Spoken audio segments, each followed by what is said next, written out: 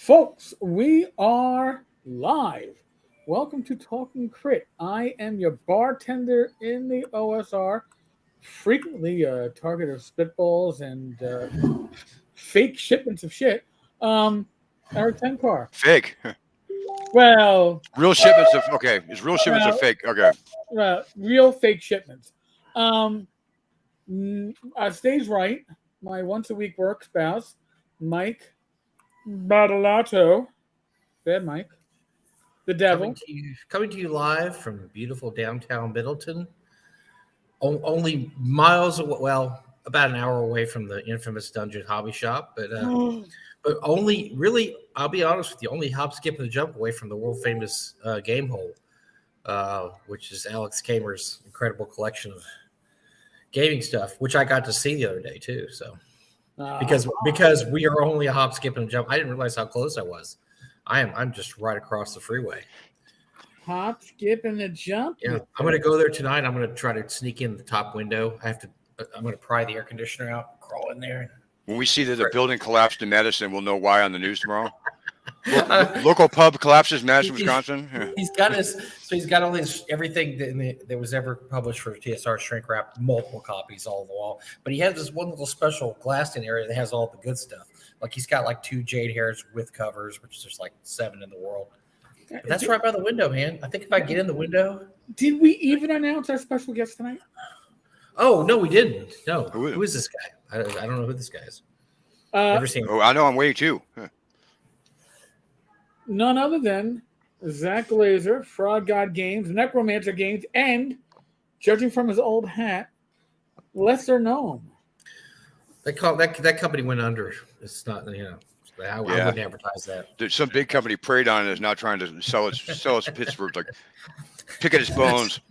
So the company is piecemealing it out, trying to make. Someone put their heart and soul in some adventure, and this other company's just selling it for peanuts.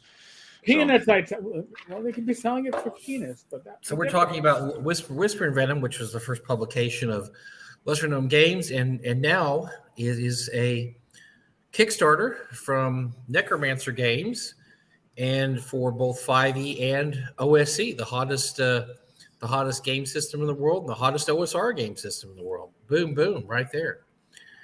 Beautiful artwork, by the way. And it has funded. It has already funded.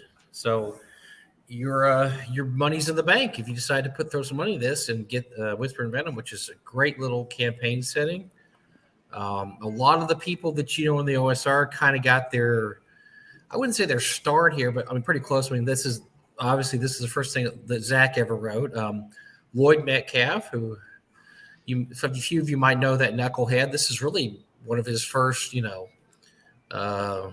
first big jobs he had. It was a lot of stuff too, because I was going through my old files just for finding the things for this Kickstarter, and I have so many pieces of art by Lloyd. Some that he'd be upset if I released them out in the world, so I'll keep them to myself.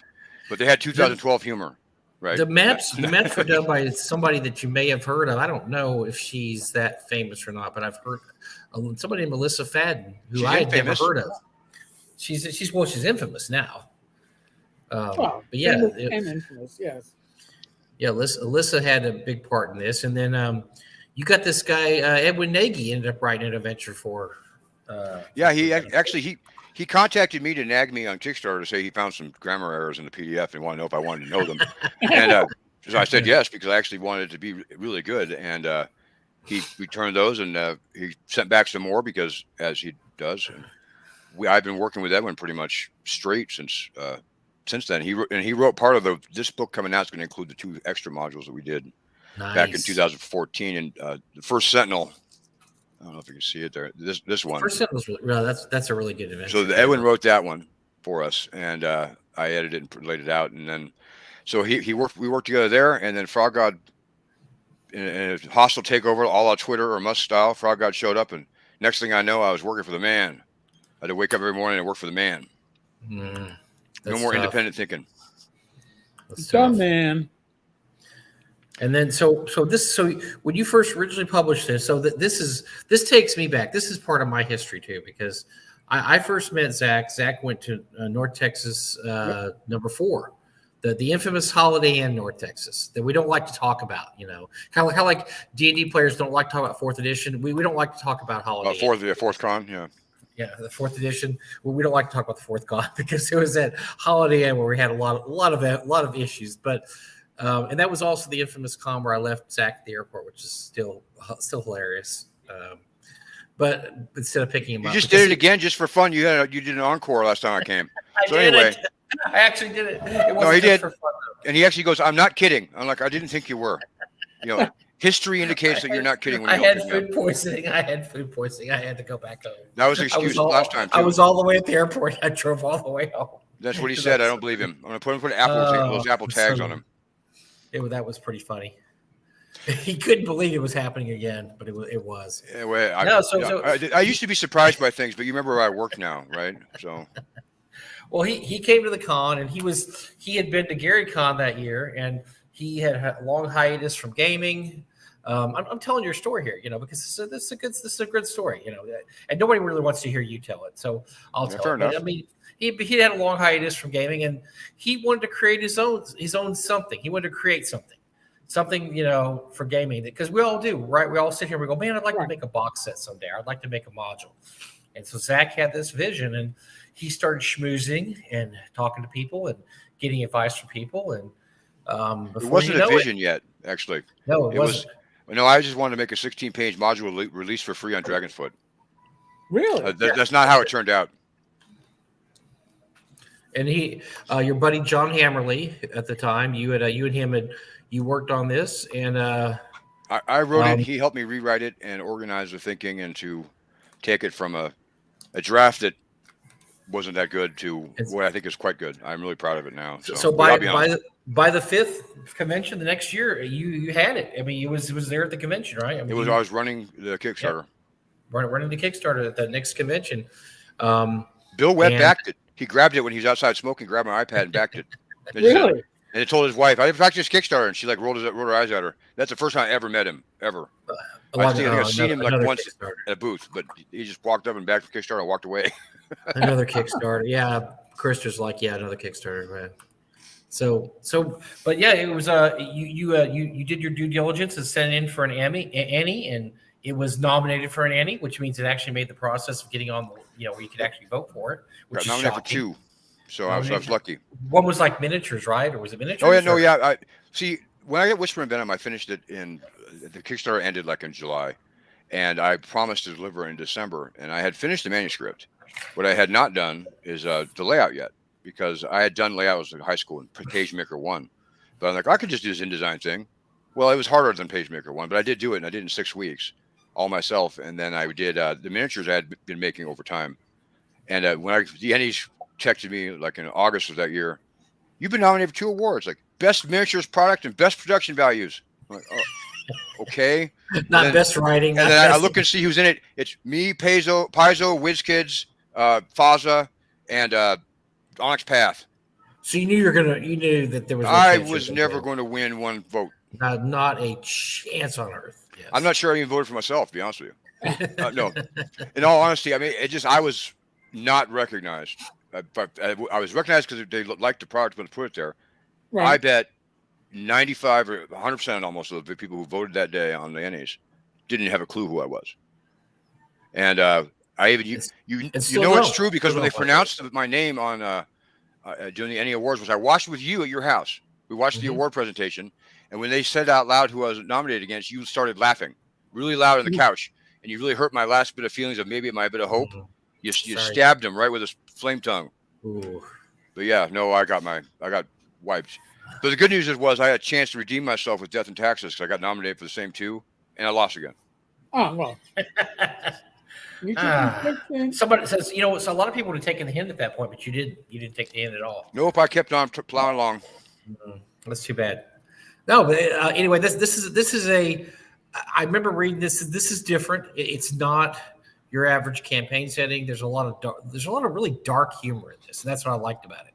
I like Thopus a lot. He was I called him the AntiL Minister. I think I got quoted for that on a few review quotes, that he's the AntiL Minister, because he's there to not really help you. He's just there to make fun of you and humiliate you, which I thought was great. So you're there at his convenience. So he notices you when it's So that was great, but no, it was, and so you created this great work, and it was it was, I think the original was in Labyrinth Lord, correct? Labyrinth Lord, and I did Labyrinth Lord, and then I had someone convert it to Pathfinder.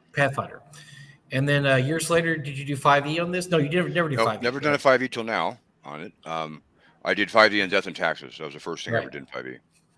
And 5e Death and Taxes, but this one, yes, this one has never been in 5e. And it's never been in OSC. So the Labyrinth Lord isn't that different than OSC, that's not true. See, I think it's actually harder for us now to producing this for OSC, the entire production process, than it is for the 5e version. Really? Yeah, absolutely. Because I think that we have to look at our approach on how it's structured differently. Because when I produced it for Labyrinth Lord, I was producing in the spirit of the old TSR modules that were right. Gate folds, they come up like all pieces, right? And so they were done in a way that I was familiar with, and that's what I did, which was basically you had kind of a read aloud type text, and you had Dungeon Master information, and you moved on to the next room. Well, OSC presents their information differently to players, and that thinking in terms of how do you take a very verbally descriptive, like the parts of Whisper and Venom that I was most proud of, really, was we used language to convey things in that were like mood and theme that were not necessary, but they made it a better product, and we used the language to convey it. I knew that nobody was going to read the read loud text box. Nobody's going to sit there at 40 years old and read those as they play. Nobody. Of course. But those were there for the GM because there's a way to convey a feeling and a mood and kind of give an overall atmosphere to the adventure that you can't do otherwise, right? Well, the first thing I noticed about OSC adventures and the request we get from backers is, well, are you going to present it in the bullet point style? Yes. Mm-hmm. Yes, I am. What does that do? Well, I have to go into my soul and rip it out and throw it all away, all my writing that I love so much. No. No, actually, it was a no-brainer to do because, one, I found out, especially the last 3 weeks, how much I really like OSC a lot. I'm very impressed by not only the people who stored it, but like how the presentation is. It was made to play. This game was made to play. This is not nostalgia talking. No one wrote this game so we would talk about this game. They talk about playing this game. There's a big difference.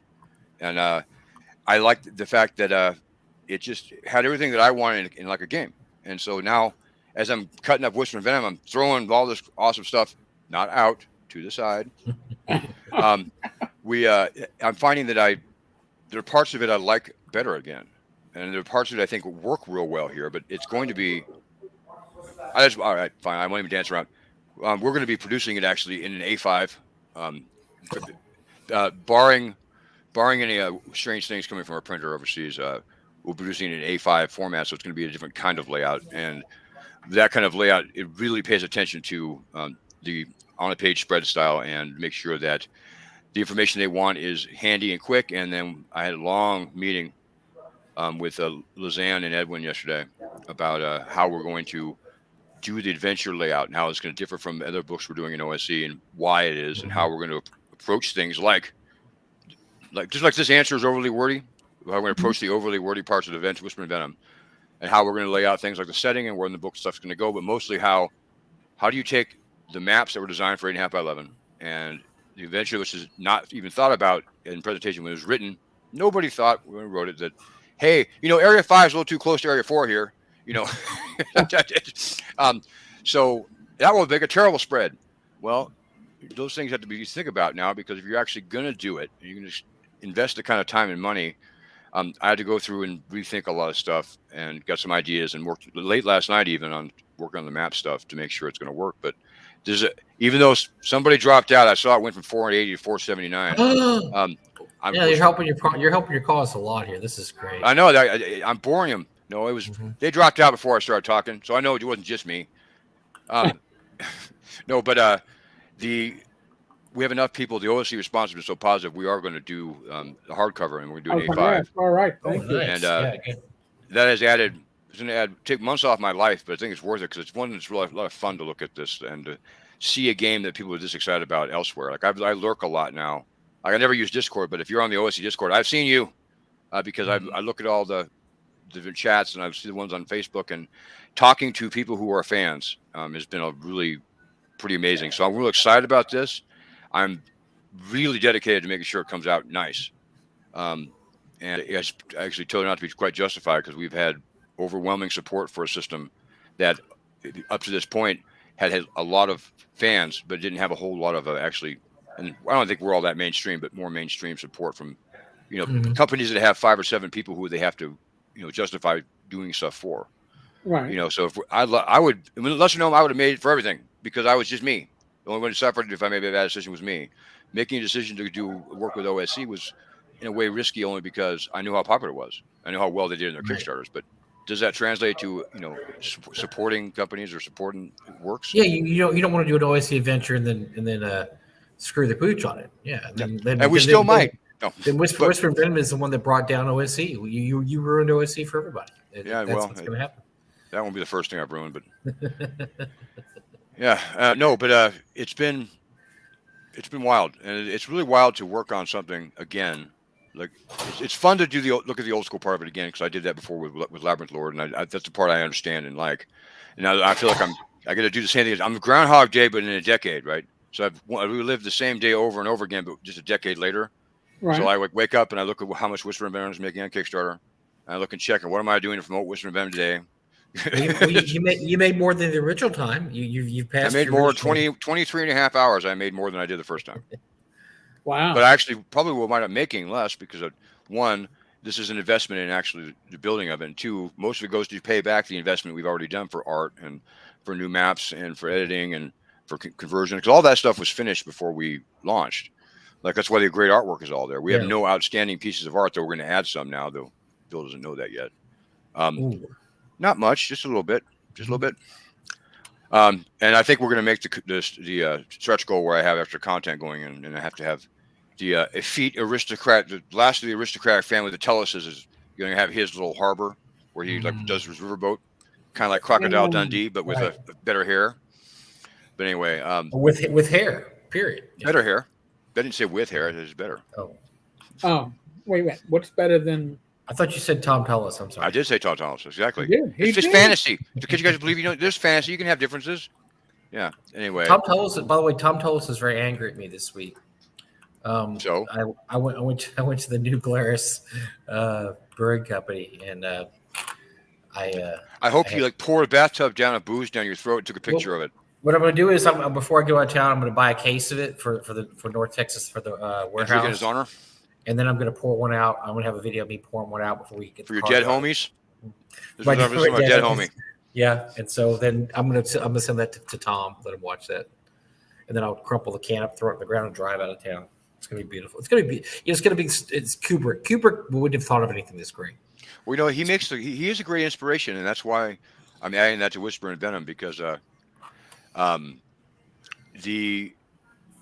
run it a few times since the last 10 years, and I was running it for the Frog God Games Day online, and I quite frankly I'd run the same section of it many times, and I just didn't want to do it anymore. So out of nowhere, I got an inspiration, because I got insulted by Tom on a chat right before I started the game, and I'm like, well, that's it. And so I made it so he got his slaughtered by one of those big birds that's on the cover of that bird with feather, like just absolutely slaughtered from head to toe. But his hat was still there. And so that's why the NPC Tellus was born. You should have said his wig was still there, because he was bald. No, yeah. Well, yeah, that's not a good idea. In fact, maybe there you go. This is why I talk to creative people like you. No, but I'm going to add that. I'm also going to add a couple of one of the Death and Taxes NPCs is going to have a little extra theme or short little adventure hook in this one, just because I like the character. But Casey Christopherson came up with the greatest backstory ever in the chat, so I'll have to steal that from him. So we're gonna have Who told him he could write, boy? Well, no one told him he could. He just did, and you know what? It worked out for him twice now. So. Speaking of, so Dex and Taxes, that's sort of a sequel to this, and I'll be honest with you, I always kind of like Death and Taxes a little better, because I liked the plot a little more, a little deeper. That's the opposite of what you told me last time. Oh, that's weird. That's weird. It's almost like I'm matured. No, it's like you don't remember. What was Death and Taxes about? It's about this guy who has to get taxes, and then there's death involved. He's got a choice: death or No, I like the but I like the death of taxes. I like the Noel character, the Noel. Yeah, Monsieur and the Mange. tax That's the one collector. who's coming in. Yeah, No, he's not a tax collector. No, the other guy, but he's with the tax collector guy. No, he's not. He's with a guy. The Noel is an intellectual. He goes to the little city there, and he's all the minor aristocrats love him. He's like a sensation. He's like all of a sudden he's the smartest guy, and he's mute and he's deaf. And he got found on the side of the road after he got hit in the head with an anvil. That was Casey's big ad. Was like a coyote. So he got hit in the head, and so they take him, and he pretends to be. He sits in a chair and doesn't talk or do anything. But everybody assigns their stuff to him, and they think he's the smartest. So he goes by the French name Monsieur Mange.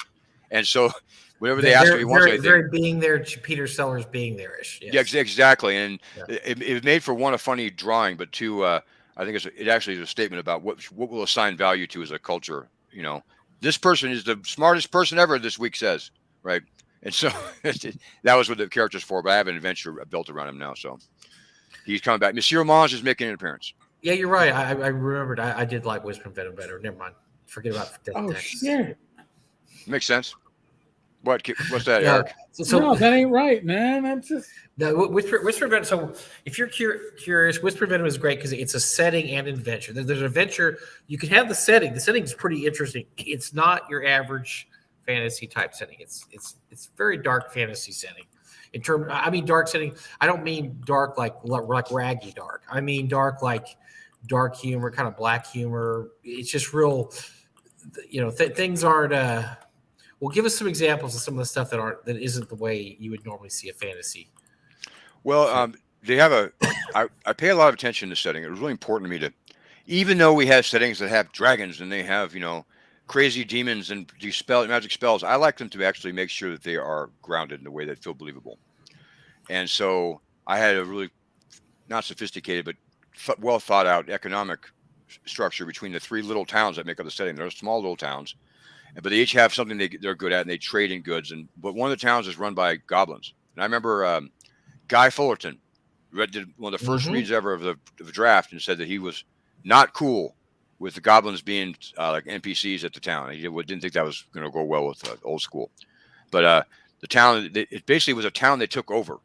So they had a town the whole place is isolated because it's a long way away to begin with, but also there was like a plague and a break in trade. So it's like a dark age or a retreat of an empire. Well, so one of the towns in the process up there was abandoned because of a sickness. So they leave this town just sitting out. Well, goblins walked in like, this is awesome. Look what we found, a town. And so it basically becomes like a little town of almost civilized or cargo cult goblins, as I would put it, right? Is they have all the pretending of acting like a town without any of the hard work of building one or the culture that actually exists for it to last. But it's still, they find a way, and they work. It's with alcohol. It's always comes down to that, because that's true about our history, about Mesopotamia and everything else. Alcohol was a big cause of trade for items and getting things place to place in agriculture. So they make a very, very potent Everclear or White Lightning, right? That's what the goblins make. They found a still and figured it out. They had like a Nobel Prize for the goblin, the guy who figured that out without blowing them all up. And they trade that for food, ale, and for like weapons and tools. And it's kind of like a little triangle. So anyway, so it's a believable, like economic type system amongst three different kinds of people in a small area that have the same kind of challenges. So I set that up so when you see it, you can have jokes and humor are relatable. They're small. There's a little thing about how there's too much drinking in Whisper. So they have a little temperance group that goes around trying to encourage these other towns to tamp it down. But conveniently, they're on a wagon where you can put all the alcohol under the bottom so that they can travel they can bootleg while they do their temperance. And so that's in there, and it's called the wagon. So that kind of humor that we can relate to, that makes it kind of dark and locally relatable. But the adventure itself isn't funny at all. It isn't designed to be funny. It's supposed to be a good representation of an old classic kind of there's something to get. There's no real order to get there in. And the enemies you fight may very well, this next turn might be your shortcut to the afterlife, basically. So. Yeah, it's got kind of a really doom and gloomy conclusion it rolls to too. That Oh, really? Oh, wow. Yeah, much of that. that guy in Zeitgeist, the guy who does reviews, that was his only complaint. I was lucky. He gave me 4.5 stars for Whispered. He said the only thing he didn't like was the fact that it ended and it was like it's just begging for a sequel. And Death and Taxes wasn't meant to be a sequel to it. It was in the same area and had a couple of tied-in themes, but there was going to be one, and it was called Whisper and Vengeance, and it was a much broader like idea. But then I started working on Bard's Gate, so that killed it. And now it killed it. Well, it killed it because one, I like Whisper and Venom a great deal. It's doing fantastic right now. I'm really pleased with what it's doing. It's weird to have an adventure more people who talk about than have actually owned, right? But I've had people mention it a lot that they couldn't find a copy or they've heard someone else say they liked it. But it's not something you don't run through the list of Roll20 stuff, what people are playing. It's one of them. Right. A lot of people who I think write adventures or are, active in the fan communities have owned it or have played it and like it. And so it was, it wasn't an easy translate to a larger market. I don't think, at least I wasn't sure of it. And I wasn't sure that they even liked it at Frog God, quite frankly, when that wasn't their style. And it certainly wasn't going to be able to make jokes at expenses of some of the people that are inside of Whisper and Venom that took out, by the way, this time. That were, I had to stand by it myself, but I couldn't make other people stand by them too. Right. Fair enough. Now, I'm looking damn communists, make fun of them all the time. No. Well, we all. But hey, I'm looking at something that people often call as a no-no on an RPG Kickstarter. You actually have an add-on for miniatures. Yeah, I do. Because I did originally. I remember that, and they were awesome. Most of them were awesome. Most of them that were awesome are here or are stretch goals here. I just had them recast from the original Masters. Okay. To make sure that they were still good shape, because rubberized commercial molds for miniatures can go bad, and I had to repair one of them. But I mean, these existed. They were nice. I like them. Pewter miniatures in small batches aren't made much anymore. Reaper had changed the way the miniatures business was forever, and for the better. If you're a consumer who needs 90,000 miniatures for a penny, yes, for the better. For the better for everybody else, and I don't know, maybe. I know as sculptors, I would be less excited to be a sculptor when I knew that it was destined to be a pile of 70 different miniatures for $5, right? But I had these made. The gnome that's sitting right there, you see in the picture, I gave that thing away like a business card. I went to conventions and I had a business card with a stapler and a little baggie. I went to Hobby Lobby and bought these bags, and they thought I was a drug dealer. The little bags you put buttons in or apparently crack in. Crime bags, yes. And I had those. I bought those by the 1,000. And I'm stapling a miniature in the bag with my little business card and a tattoo, a temporary tattoo to hand out at conventions. I still get people who tell me that's how I met you, and it's true. I did. That's the first time that we actually met in person. We conversed online. You were nice enough to tell me that I think that of the backers that you were getting, my site referred the most backers. Yep. I was like, oh, okay. Tavern's doing well. No, it did, and you were very gracious. You were very gracious about Whisper Venom. It was good. And I'm pleased how it turned out. For a Kickstarter, it was on time. It was a box set. It had like 96 different components in that box set. Wow. The high-end box set was 96 little pieces assembled by my own bad self. And every one of those mistakes in there is mine. But and folks, just to put this in perspective, there is, right now we call it common knowledge in the Kickstarter world. There are certain things that you don't do. You don't do box sets. You don't do miniatures. Zach did a box set with miniatures. Twice. It was he was warned. He was warned. I was. No, but it was overall, the miniatures were a key part of Whisper and Venom, because when I grew up in a small town in Arizona, and I still live here. And I'm neighbors with Chuck Wright, who's in the audience. And when I grew up, if I wanted to get a miniature, I had to travel 90 miles in the car I didn't have, with a license I wasn't old enough to obtain, to go to a store to maybe find one miniature I could afford. And I always felt like that if you're going to get an adventure, you need to have miniatures for all the encounters, plus the nice big maps. And those monster cars they used to make for TSR, I like those too. I can never afford them. And so I saw it as time to right the wrongs. And I was going to make the box set that I needed to have when I was young. And so that I looked into it. Miniatures seemed cheap. They weren't, but they apparently seemed cheap when you find how much they cost. Oh, less than $1 to get one made. Oh, great.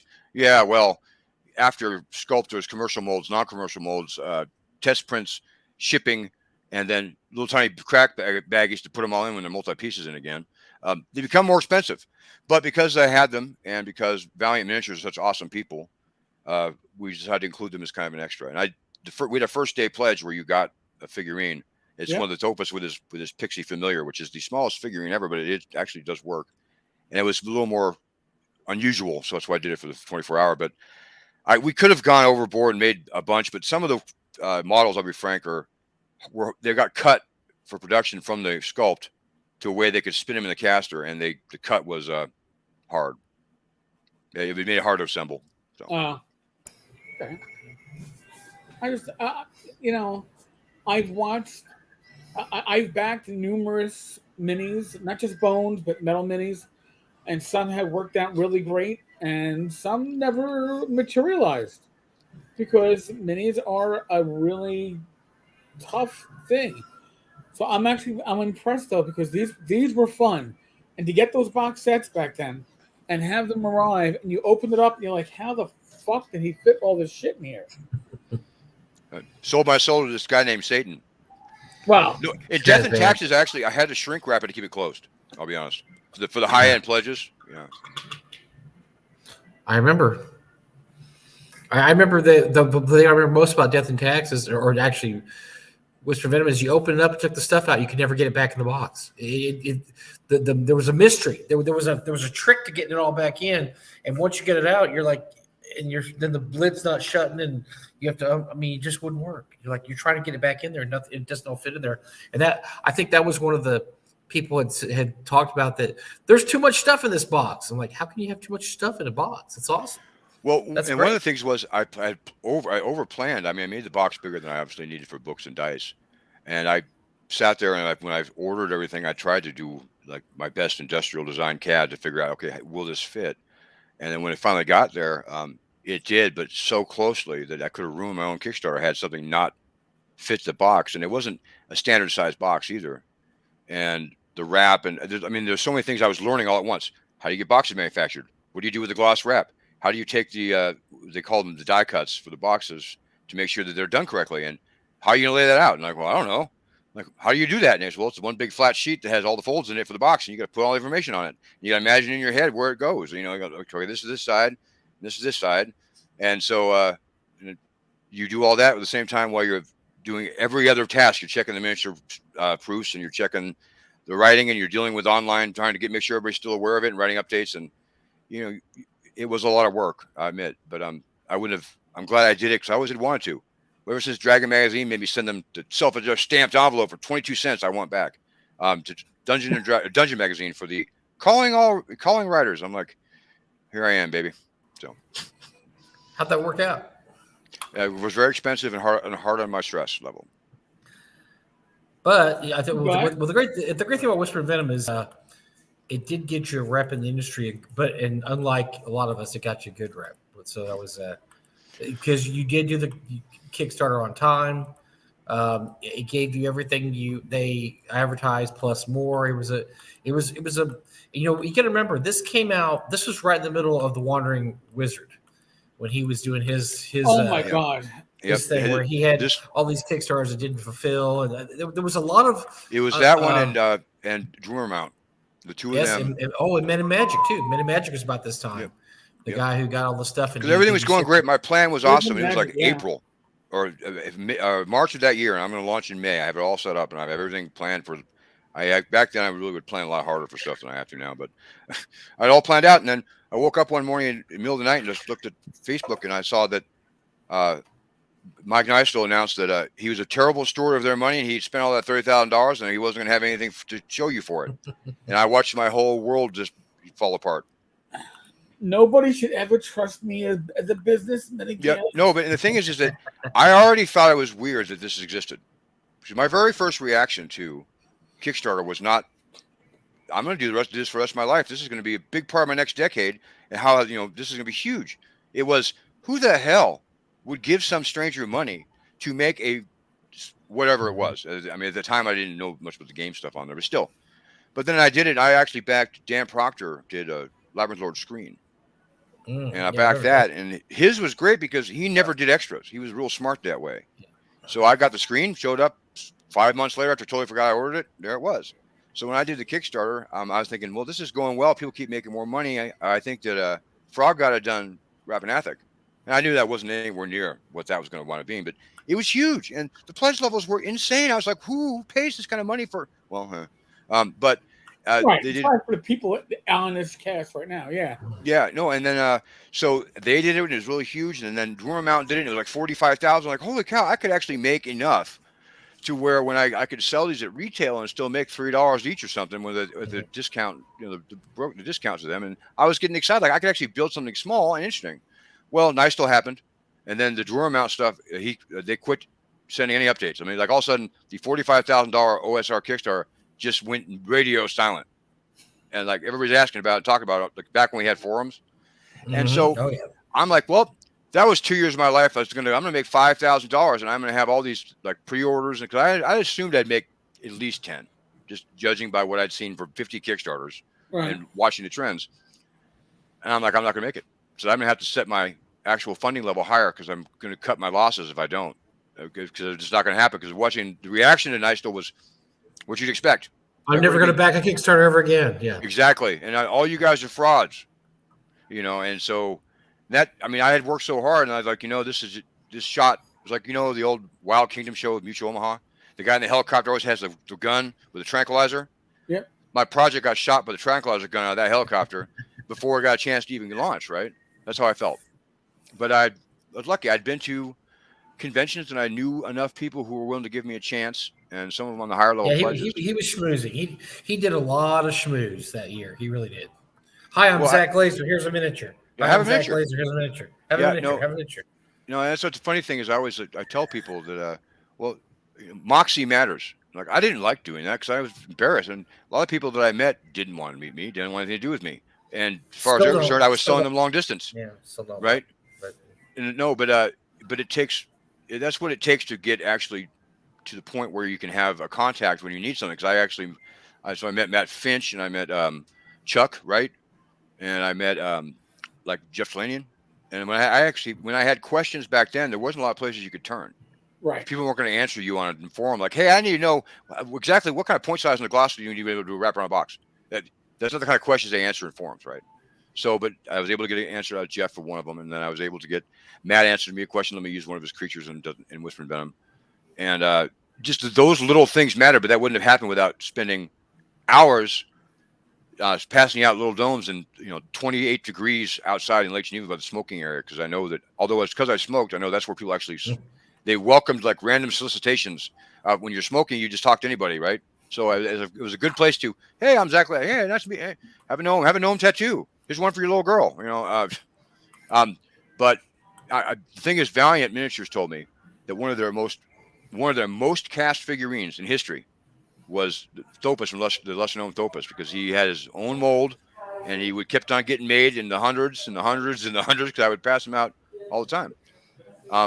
Even at game stores, I was like creepy, like, somebody's like, I need to find a gnome wizard. And in my pocket, I got one of those stupid gnomes in a can. So I'm at the game store. I'm like, hey, don't tell anybody, but here's a gnome wizard for you. And like I left, kind of like I was like, fulfilling wishes, like, You're leaving your silver bullets behind. No, it looked like I should be arrested for like creeping out, but anyway. You should have been, yes. No, he's only got gnomes on him. He's got gnomes. We checked his phone. There's no pornography. It's just gnomes. But that's enough. That really is enough to put you away, right there. Yeah, true. Nobody, a lot of people don't like gnomes. It's weird. Some people don't. Well, gnomes don't like a lot of people either, so it works out. Yeah, what you said didn't make sense, but okay, yeah, whatever. Yeah, you're right. Matt Jackson hates gnomes. I'm surprised Matt's not here. He probably would have. Matt Finch hates gnomes. Matt Finch is a well-known. We got a lot of mileage out of that. Like Joe. Nomophobe should be embarrassed, dude. Nomophobe should be embarrassed. No gnome for you. No. So you got 23 days left in the funding. Mm-hmm. 479 backers. Well, it was 480 till you guys started the show, so I think that usually we do better than this, but no. everybody that in your audience probably has at least heard of me from when you make fun of me on your show. So we're not trying to push this, by the way. We don't really care. Right. So, no, it's done fantastic. Don't get me wrong. Here's the thing: is that it has done for having been out before. It's not in a box set this time. It has done leaps and bounds better than I had hoped in terms of just the recognition and the happy comments and for the first time ever, we have an old school product like a system side by side with 5e, and it goes back and forth as to who has the most, what system has the most copies. And earlier that day, I remember telling Mike Ballato right there above me here. I remember telling him, like, you won't believe this, but we're selling more copies of OSC than we are of 5e. And that just never happened. When we did Pathfinder in 5e, one day I woke up and then it was all 5e and Pathfinder was a much smaller amount. And that was always the case with the smaller systems. And then you always had either Pathfinder 1 and Swords of Wizardry or 5e and Pathfinder 1 Swords of Wizardry. And all of a sudden we do this one, and I knew it was a good system, but I didn't know how the commercial part would go. And it went great, and it's still going great. And it justifies.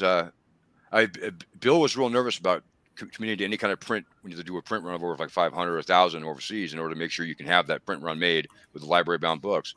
Well, he was nervous for no reason. What a loser. But now I'm going to ask you a question. And what do you think is the reason that the OSR system, in this case OSC, is running neck and neck with 5e? I mean, it's holding its own. Oh yeah, no, it is.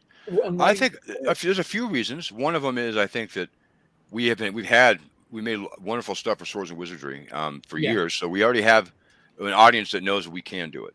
Okay, and I don't think we're not coming in out of the blue as nobody.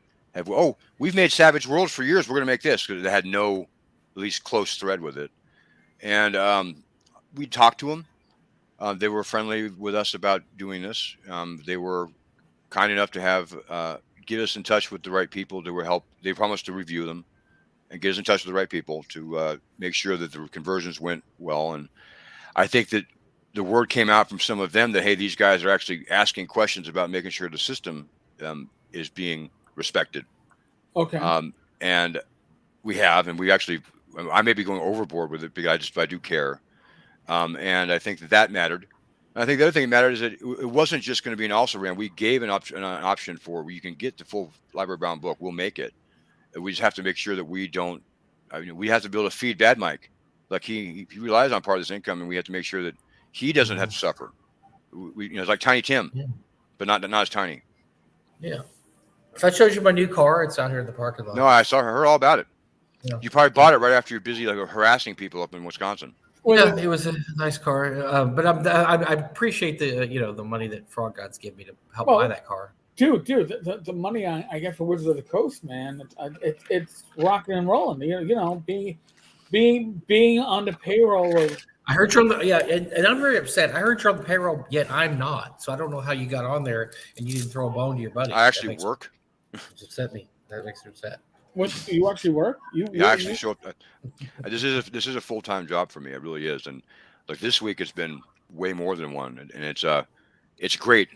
I couldn't be happier doing this. But it isn't as fun. Like Mike and I will talk about. Let's do some monster list for OSC, and hey, let's think about this. What do you think about that? That's the fun part. But that is my free time. When I'm working on OSC stuff with Mike, that's my free time. My regular time is spent doing a lot of proposals and organizing and communicating and basically spreadsheets. And so it's a lot of work, but I'm glad to do it. But that's why I get paid and then you don't, Mike. Wow. To answer your question. I'm guessing that's why Wizards of the Coast doesn't actually pay me either, but could be. I've been told they do, so I was just hoping I'd find money. I think one of the most surprising things, and I know everybody knows it intellectually, but if you're interested in, you have a hobby and you see small professional groups in the hobby, you were like, well, that job must be easy. Oh, well, yes, some ways I'm not bored because I'm not, I don't work for an HVAC company and have to listen to about filtering out particulates because they don't understand or care about. So I have contentious meetings about dragons. I mean, seriously, I have meetings. There's still meetings, and people still have a point of view, and someone's going to leave there not getting what they want, and it sucks. And that's just, all these things are still work. And to be successful, it has to be work. I mean, it has to be real significant work. Like I have to schedule my time and say, okay, I can no longer do this part that I think is awesome. Yes, it would be better if I kept going, but it would be even better if I do this so everybody gets paid, All right. Now, since somebody Tom mentioned Vanguard open tabletop Tom, not bold Tom, not the tallest Tom, but Tom Wilson. No, okay, that's Tom Wilson. Not that There's Tom so many either. Toms. They're all pretty awesome, actually. Not firefighting Tom. Okay. I do believe that you Zach, may have a picture you can put behind you. Oh. Yes, I might. Let's see here. So unfortunately, I'll be missing vendrecon. I'll be here, but my wife would not consent to staying for the opening ceremonies. I asked her, is there any way we can just leave late that day, and that way we can be part of the opening ceremonies of vendrecon, because there's going to be this invocation that you're not going to want to miss. And my wife wasn't too excited about that, unfortunately. So I think we're missing vendrecon. He's going to have to do with the 25 people he has, or whatever, 27 people that he has. You can have walk-ups. How many people does he have signed up now? 21, 20? Hold on 27. a second. I got to find. Oh no, I don't know. I might. You know what? I might have closed. I think he was at 21. He was at 21. Oh wait, I cut your head off in it so that you would be more anonymous. I don't know. That's me. That might not even be me. I have no clue. But if it is you, your crotch is right at. Aren't you wearing the same shirt you're wearing in that picture right now? No, I have more than one. Black. I have more than one. Okay, making sure. Robert E. Howard shirt. Good Lord. But it is a Robert E. Howard shirt you're wearing in the picture, so it has to be you. Yes, I am. Robert E. Howard's represented at the Dungeon Hobby Shop Museum. That gentleman has good taste, whoever was in that picture. I can't tell because his head's not in the picture. But he looks very sturdy, very good guy. He's sturdy, all right. He's got a Robert E. Howard shirt on, it looks like. That's really cool.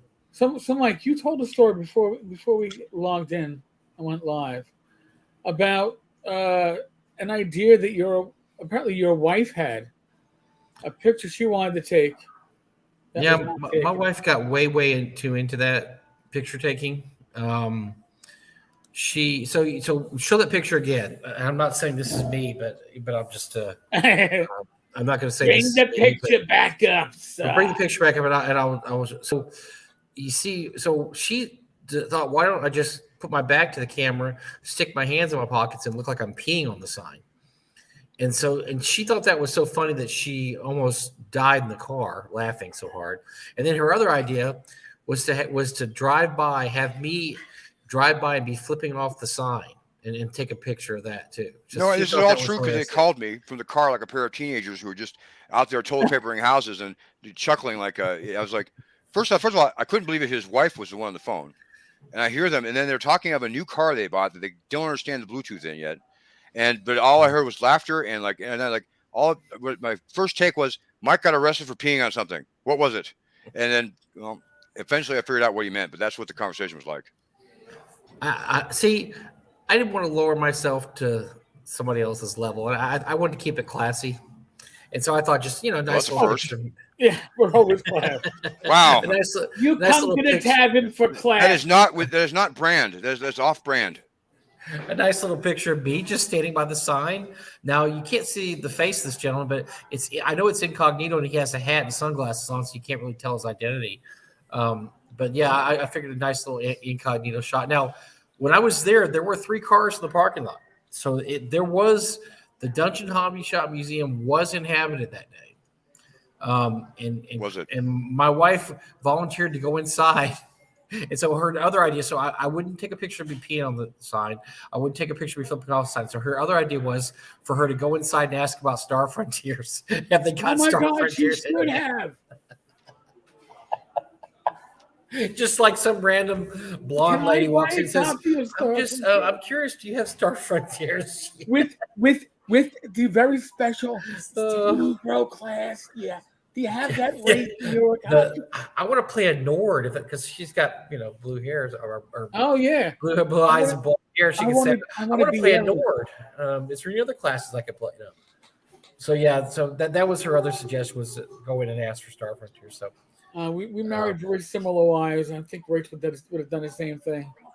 Oh my God! it's right off. It's not where it's really not where I remember it being at. So it's right off like the main drag. It's real close to the main drag there, and it's a nice little area. It's really not a pretty little spot. It's really too bad who has control of that spot, because it's really a nice little house and a nice little area there. And shoot, you think of all the wonderful things that could have been done there, and then what was done there is there's a guy. That guy's handsome. That's a handsome guy.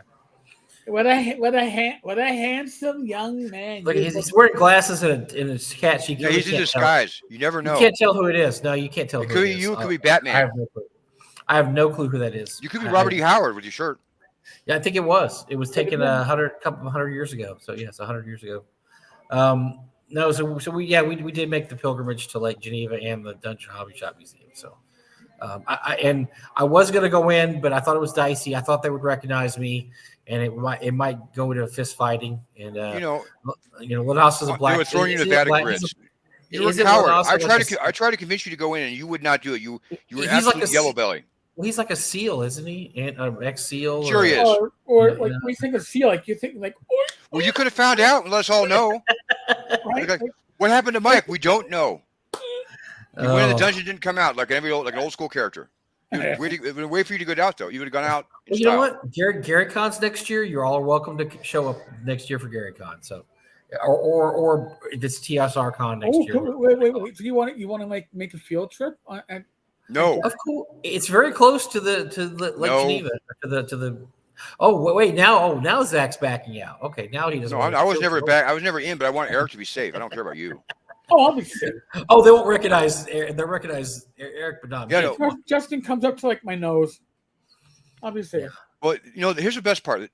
What a waste of all these 6 months for you, everybody involved here, of all this talking about this over, a product that is not very exciting, a troubles of someone's own making. But man, whoever said Warhol is right. 15 minutes, man.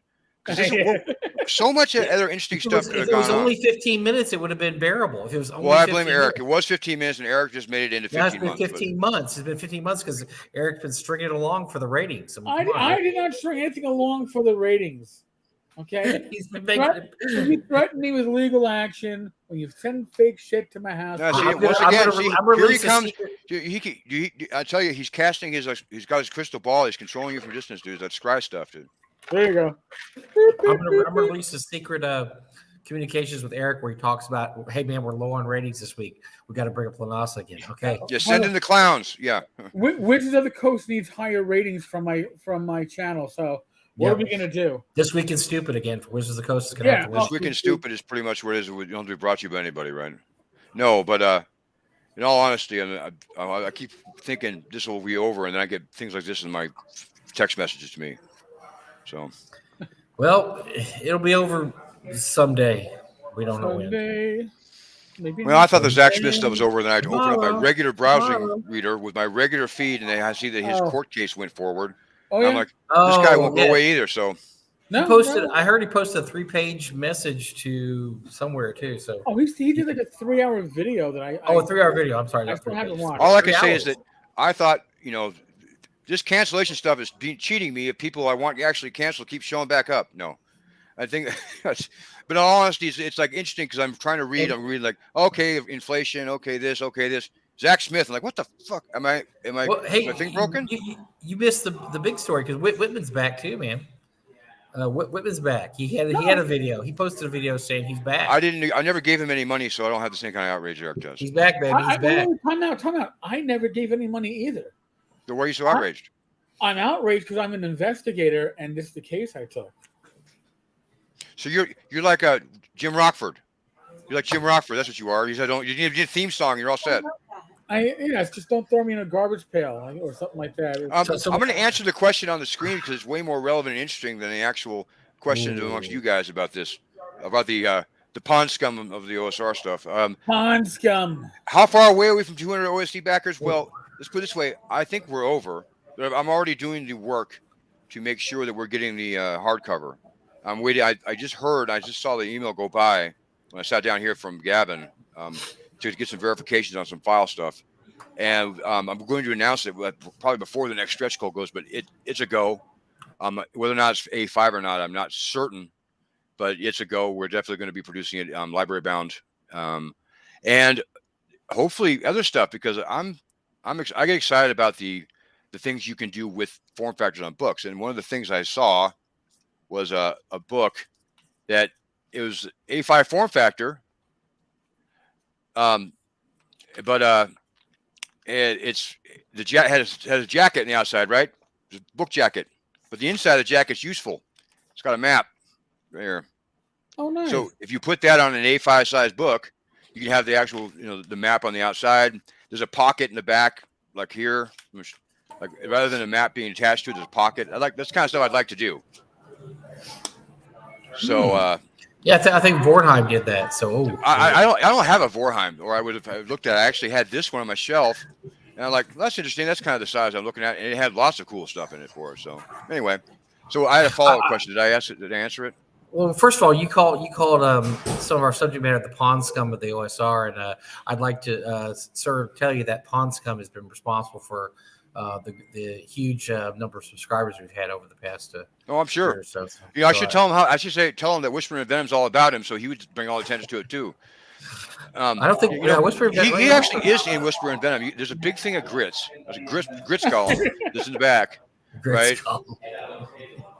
Now that's okay. Now I'm interested. I'm back interested in Whispering Venom. Said there's a grit skull. Okay, I'm interested. And yep. He can't spell either. I bet he doesn't know how to spell. Yeah, charm person always fails. Yeah. As opposed to Ken Whitman, where it always automatically succeeds the first time, and then it fails. Ken always gets you in. Yeah. So my wife just sent me a text to remind me of something. She said, "You told me to go in and say that I was Mrs. Tenkar. My husband sent me in to ask about a game." Oh yeah, that's what I told her to do. Yeah, that's what Zach told her. I said, I'm Mrs. Tenkar. I'm here to pick up our games and see what would come back out. And they went, oh my God! But here's the thing: it was locked, wasn't it? No, the door. I don't know. It said closed. It said closed, but there's 3 cars out front, so there's somebody in there. But it was closed. Because it's always closed, right? And that the whole. Well, maybe they're doing important research. I mean, it is a museum. Sure. Oh yeah, sure. There. Yeah, a Tuesday afternoon. I do work on Tuesdays. Maybe they are too. In July, you're being prejudiced against their abilities. There's nothing to do. That they're working up the races for Sword Frontiers, which they should have spent a little more time working out the races and not working. Listen, just as long as there are no races that can be anything other than straight up cis male or female, all is good. Always good. Yeah. I don't even want to know. I'm not really don't. Like you guys. I don't even want to know. This is good. You really don't. You absolutely don't. Because that was so we're obliquely referring to the shot heard around the world yesterday when Eric previewed the beta version of Star Frontiers New Genesis, and everything seems to have changed now. We woke up in a different world. You know how like remember JFK was shot. We woke up to a different world the next day. Or most of us don't remember that. That's the best part. Only you. I wasn't even allowed. I was only 6 months old. And here's the thing. So when I got permission from my source to share this, I was like, all right, I'm going to share it. I actually said I'm going to go to the best part / worst part right away with the 2. I don't like the phrase dog whistle because he's the same way with foreplay too. By the way, he just goes to the best part. Just going to the best part. Let's just skip the rest of it. But because I don't want to be accused of photoshopping as everything that ever has been. If you take a screenshot, which is that's right, TSR calls it Photoshop. I scrolled through 50 pages of the PDF, so apparently people have been like freeze framing and finding other parts of the PDF. And going, holy shit, there's this in those first 50 pages. But, so that's been pretty. Nobody believed us. What's the funniest No. part when we would talk about this and say this is really bad, but we really can't tell you stuff yet because it hasn't been Right. released. Nobody believed how bad it was. It stopped down the whole industry. So I'm proud. I'm proud of this. I'm proud of that. That we could be a small part of this. And then Zach. I'm proud of Zach launched a Kickstarter at the same time, so people can be distracted. People are gonna go, oh, good. I don't have to like save money up for Star Frontiers anymore. New Genesis. And they went out and spent it on Whisper and Venom. On Whisper and Venom. Yeah. Because I know I'll actually get a product from that one as opposed to somebody who is, I don't know, trying to sit on a trademark to likely try to shake down a major corporation for 5 or 6 figures, whatever the case may be. I mean, I got theories on this, but I'll save my theories for a special episode tomorrow. We'll have a special episode, yes. You have a We're gonna have a lot of great episodes. special episode. Nice. Thanks for the vote of confidence, Eric. You know how the after school special they always say, and next week a very special episode of after school special. And it was always something. It was always the drug or pregnant one. The drug. Yeah. Wow. Starring, Ron Winkler as nobody. I think he was the he was the Fonz back then. I don't think he was doing after school specials, but it'd be like John Boy Walton and some hot blonde from the never a real hot blonde though. It's always like no, it was a fake. And then they would it was always about drugs. Man, I got some Mollies. I'm not supposed to take Mollies. Come on, man. Are you cool? What's up, Molly? How old are you? I never even heard of Molly. This is the 70s. I went to college in the 90s. I gave place in the 70s. Her name is Molly, so I'm very confused. You're giving away Mollies? I can buy Molly? Cynthia, we went in your room last night. We found your Mollies. They aren't mine, Mom. They're not mine. They're not mine. Yeah. Excuse me, son. We were in your room, and we found High Society underneath your bed. High Society? What's that? Oh, my. Oh. You're too young. Boy, you're a child. Yeah, I guess I am. Yeah. The two mags that were just past Hustler were that, and was it Sherry? Pub was one. Pub, Cherry. Oh, Cherry was Yeah, that was bad stuff. Yeah, that was. Yeah, no. But hey, listen. What are we now? Like almost 40 years later? I will admit, statute of limitations has passed. I shoplifted one time only. So I was embarrassed to buy a porno mag at the age of 16. So I shoplifted it. I was embarrassed yesterday. I'm embarrassed hearing that story. I had to do it yesterday for my wife. She wanted one, and so I was embarrassed. But Matt, I shoplifted it. I believe Discovery kicks in at the end of this month. So Discovery. That's one thing. Yeah, we didn't really touch on that. It's gonna be fun too. That's when all the major players are all gonna get interviewed, and they're all gonna turn It's all gonna come out. It's gonna be so glorious and delicious. They'd be like, "Do you wish to be a subject or a witness?" Do I get sued if I'm a witness? No. Pick witness. me, Mr. Carter. Take me, Mr. Carter. I want to be a witness. I want to be a witness. Are you going to be involved? You're not involved in this, right, Eric? They're not going to call you for deposition, are they? No. I was only involved in the. And when I say, by the way, when Justin says that Tenkar is involved in with Wizards of the Coast and their attorneys, they used my blog as Zach can say has been used in other legal actions. They used my blog as the place of record, where I shared screenshots of Justin's or TSR Hobbies or Dungeon Hobby Shop's social media. They shared that as part of their presentation when they filed their cease and desist, trying to get trying not to go to court, trying to stop it before that. Right. So I was part of that. I wasn't contacted beforehand. I laughed my ass off when I saw my screenshot from the tavern in there because I was like, oh, this is at least twice now that I've made appearances in legal actions because of my blog. Woohoo! So, but no, I am not on the payroll of Wizards of the Coast. I could tell. Yeah, come on, look at this. I need a fucking haircut. Yes. Or a hat. Yeah. That's how I do it. Well, you're not woke, so that's one problem. No. I am. I'm barely awake. I got woken up at 1 o'clock this afternoon by my mom. She wasn't very happy about that. I'm embarrassed by it myself, but Nah, I'm not. I've been working all week, so. Working? That's weird. I know because you're on vacation. You started it all. You started it, and here I am working, finishing your stuff. So we get out on time, and you're gone, like partying with your wife and pissing on signs. I'm going to pull back the curtain because I think I deserve it. It's a bit, so I have this trip planned to go to Wisconsin to get out of the heat.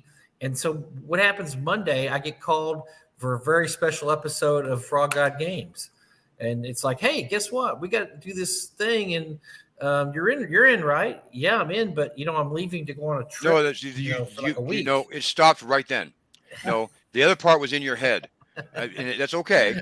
And I'm like, but it was not a true story, I'm going to Wisconsin next week. You know this, right? Oh, yeah. But we need these 18 things. And you're going to be able to do them all right. I'm like, yeah, sure, man. So, not like I was doing anything all summer because I wasn't doing anything else. But no, the week I'm leaving to Wisconsin, I get a very special episode of. That's okay. I have an interview tomorrow for somebody who's doing what you're doing, so we'll work out fine. Wow. Okay. There we go. Whoa. Well, you're supposed to be a supervisor. If you takes it, you're going to be a supervisor. I am. I'm doing exactly what supervisors do. They take trips and they come back and see if everything's done right. Is everything done okay? Yeah, it was done great. Okay, great. I did a great job supervising. That's all. If you can still get back into the shared files when you're done, and you can still get into those files, I'll be happy. Oh. Maybe a bad tall order, I know. You think I remember how to do that? I'm not sure I remember how to do that. Oh, that is going to be a tall order. The best part is it's explicitly shared with you, so I can send a notification for within Microsoft Office saying, "Hey, take a look at this comment," and you'll still be just as mystified.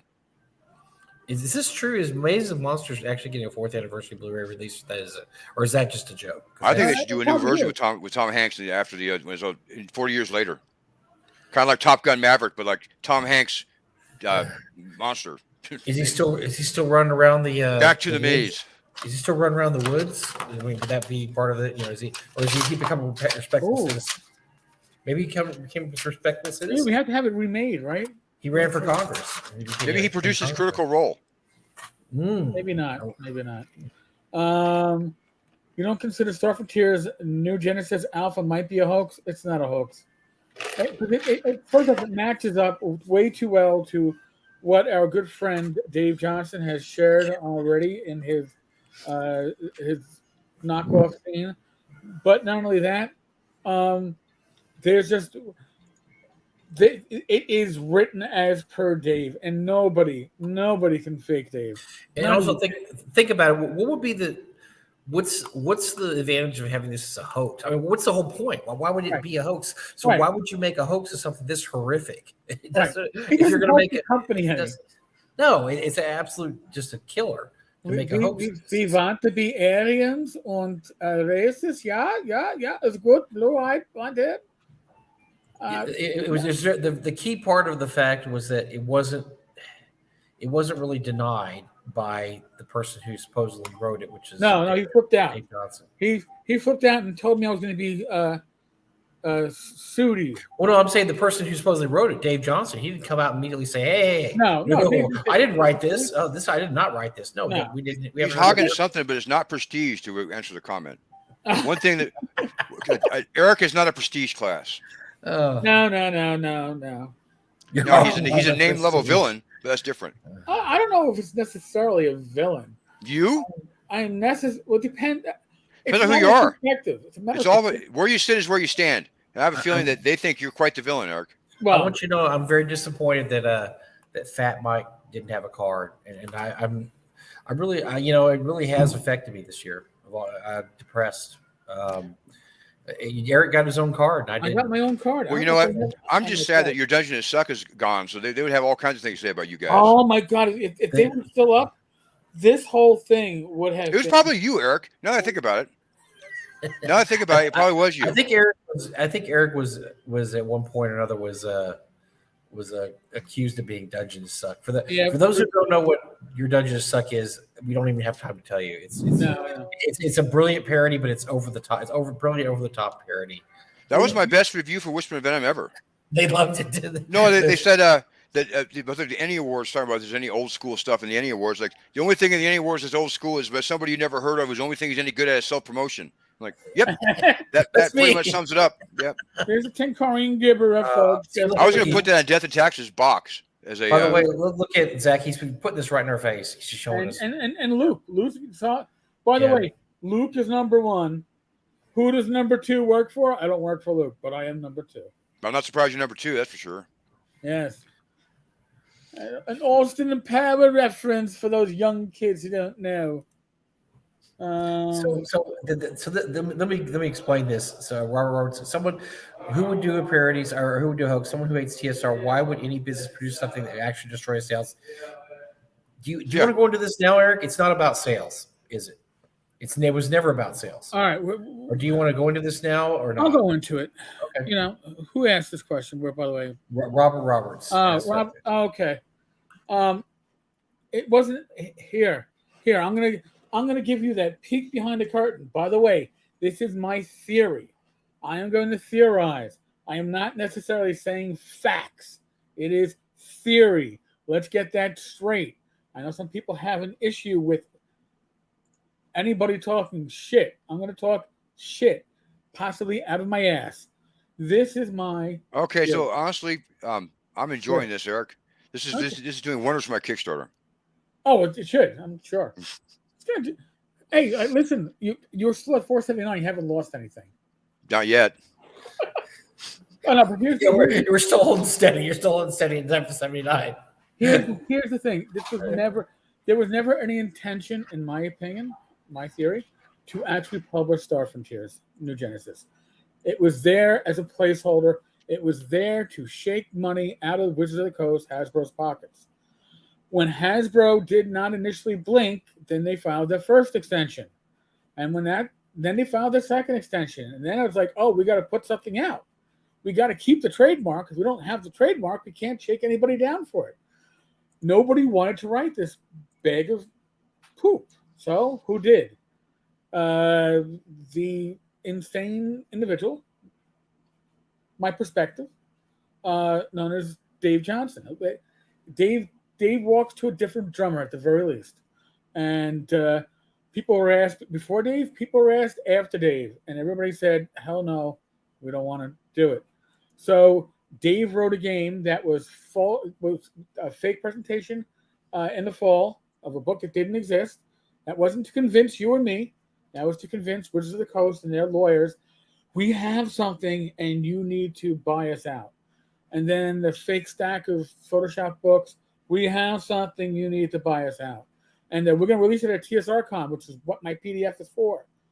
We have something, you need to buy us out. And now they're still stringing along. They don't plan on ever releasing this. And this coming out as it did has ruined whatever plans the individuals over at TSR had. So, yes, I believe it's totally real, and I believe it was never intended to get out into the hands of the wild universe because they never intended to publish it. They wanted to get paid off. Stop trying to shake us down. Here's $50K. Take a walk. Give us back our trademark. We'll pretend we never had this thing. And now it's gone beyond that. We shall see. There's talk in my tavern. Somebody's saying that Wizards of the Coast is going to try to file an injunction. We shall see what goes on with that. I don't know. I find it interesting.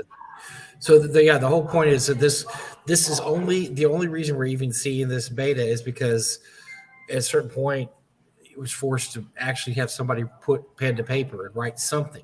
And unfortunately, at this point, he had alienated everybody who's going to work? Who's going to work for the guy? Nobody's work for the guy right now. He'd alienated everybody in this company that wanted to work for him.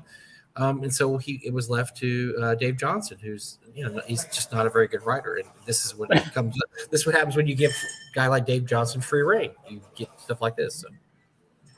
See, Zach, I'm sorry that you had to appear on.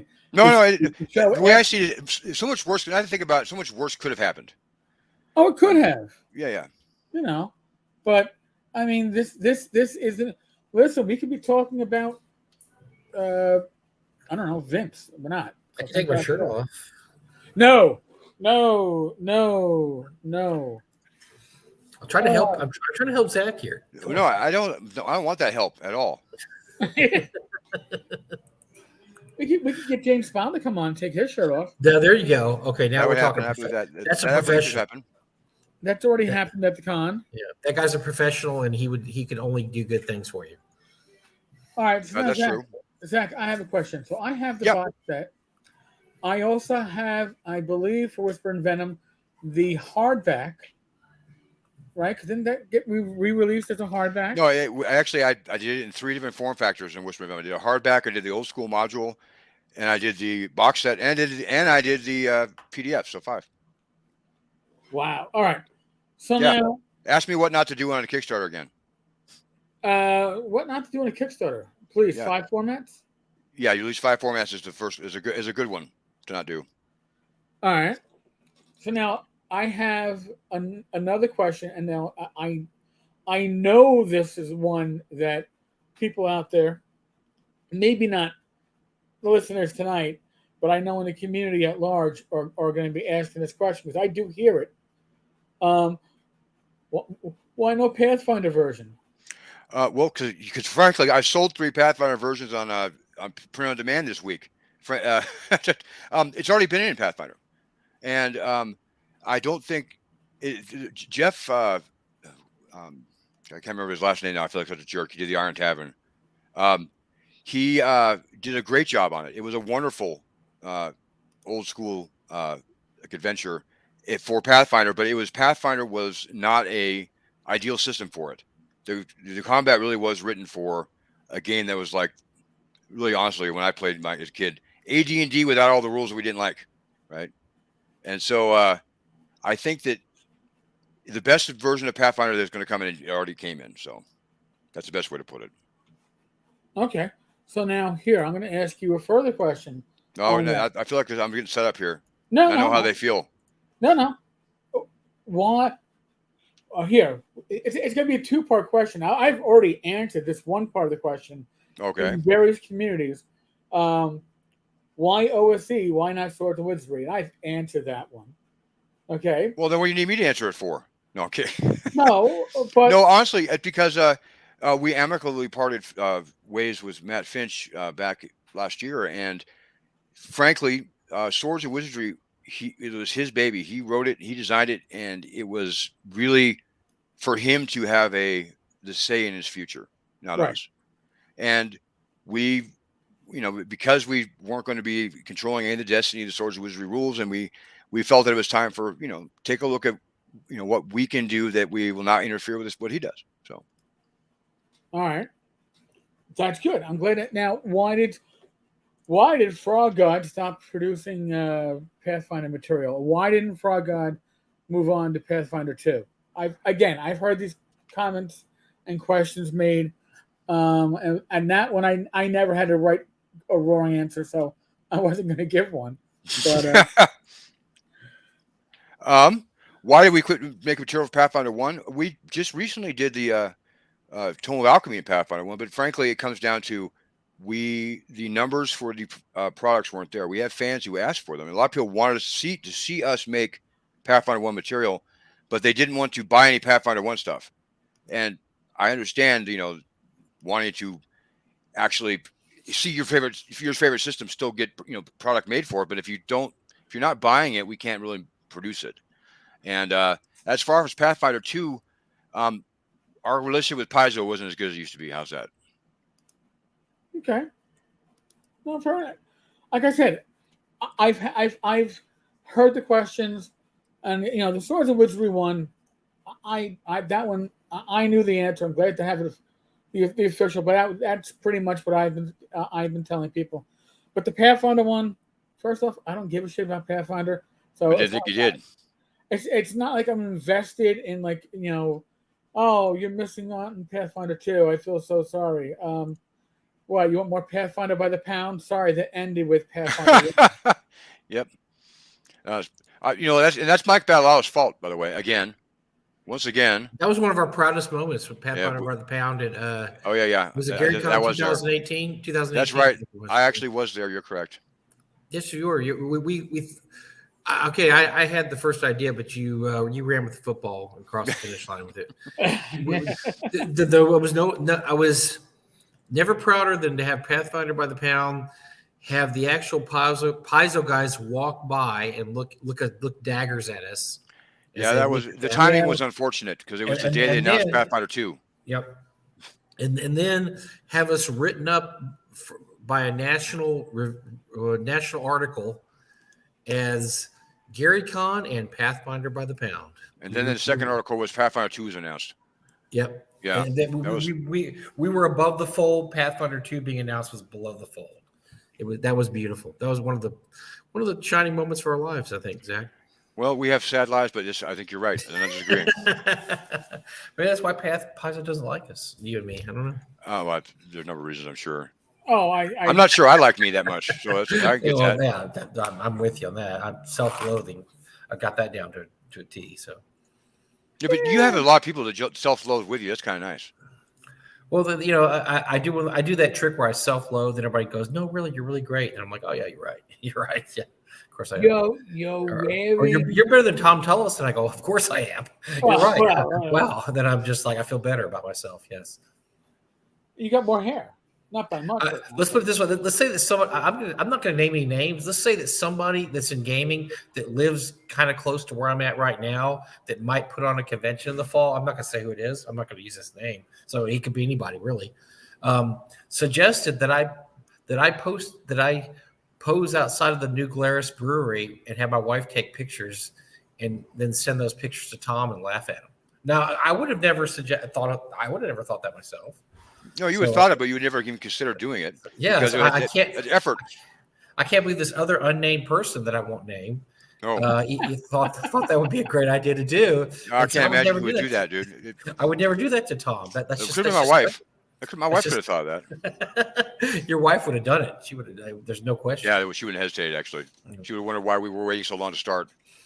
Yeah. So I thought pouring out one for the homie might be just as hilarious. So that's probably going to be tomorrow. I'm probably going to go buy my case tomorrow because they don't sell New Glarus beer outside of Wisconsin, which I think is a pretty good little marketing deal. I have a picture of my wife in the Walmart beer aisle with a giant picture of her with a stack of New Glarus up to the ceiling. You can't imagine why we took that picture, right? Who'd you send it to? Anybody that we know? The guy who couldn't make GaryCon this year. Ouch. Oh. Well, I might have to pop one at the very beginning of that photo montage and have to pour one out for my friend Tom. Don't pour it out, man. You got to drink it. I'll take a sip, then I'll pour the rest out. So I'm a big spender. That doesn't bother me. What a waste! You're wasting good beer. That's actually pretty good. I had one of the flavors that I actually like. I've drank it. I'm gonna have to say here. I'm not a big fan of Spotted Cow. I've had it before. I was like, yeah, but they have a new. It's called like a dirty blonde or a naked blonde or something. I don't know what it is. But anyway, it's really good. I was very impressed. I had some yesterday at a pizza place in New Glarus, and I was really impressed. I think one of the things that everybody I know who never had Spotted Cow and started liking it had a cup that you had all you could drink at GaryCon for it. So I think that was a really wise way to go ahead and spread the word, right? Yeah. Here, drink a bunch of beer till you pass out. Hey, did you like it's that? free. It's free. Hey, it's free, by the way. Oh, yeah, it's not free. You paid like what, $3 for that? I think they paid $20 for the glass. Yeah. So you're right. That is a good way to. I paid $2 for my Diet Coke one. I felt like cheated. You're like, I wish I drank. Damn, I don't drink anymore. That sucks. Yeah. This stinks it up. Yeah. No, but the New Glarus stuff is pretty good. Like I said, not a big Spotted Cow fan, but I tried one of their. It's like Shiner. Shiner's the same way. I like Shiner a lot, but I don't like some of their flavors. And they've got a bunch of different flavors. They got probably like 20 or 30 flavors now, and there's some if I had I wouldn't like very much, but so that was my problem with New Glarus. I just started out with Spotted Cow, which didn't happen to be what I didn't like very much. Well, I've tried some of the other ones now. I really like them. So you never know. Maybe I'll get back into drinking beer now. I don't know. We'll see. Well, you need a hobby. Well, I drink whiskey already, so that there we go. Oh, that's not a hobby though. That's more of a.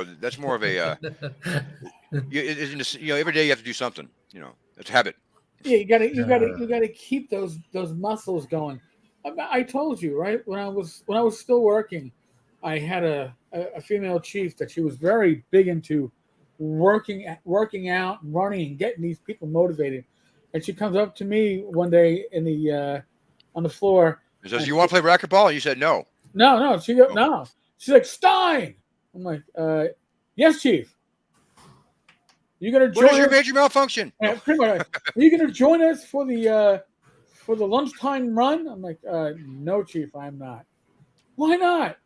I'm gonna get into my tour. I'm gonna go home. These crimes aren't gonna commit themselves. Yeah. No. At the end of the tour, I'm gonna go home and go to my local pub and lift 16 ounces at a time. 2 months later, I was transferred.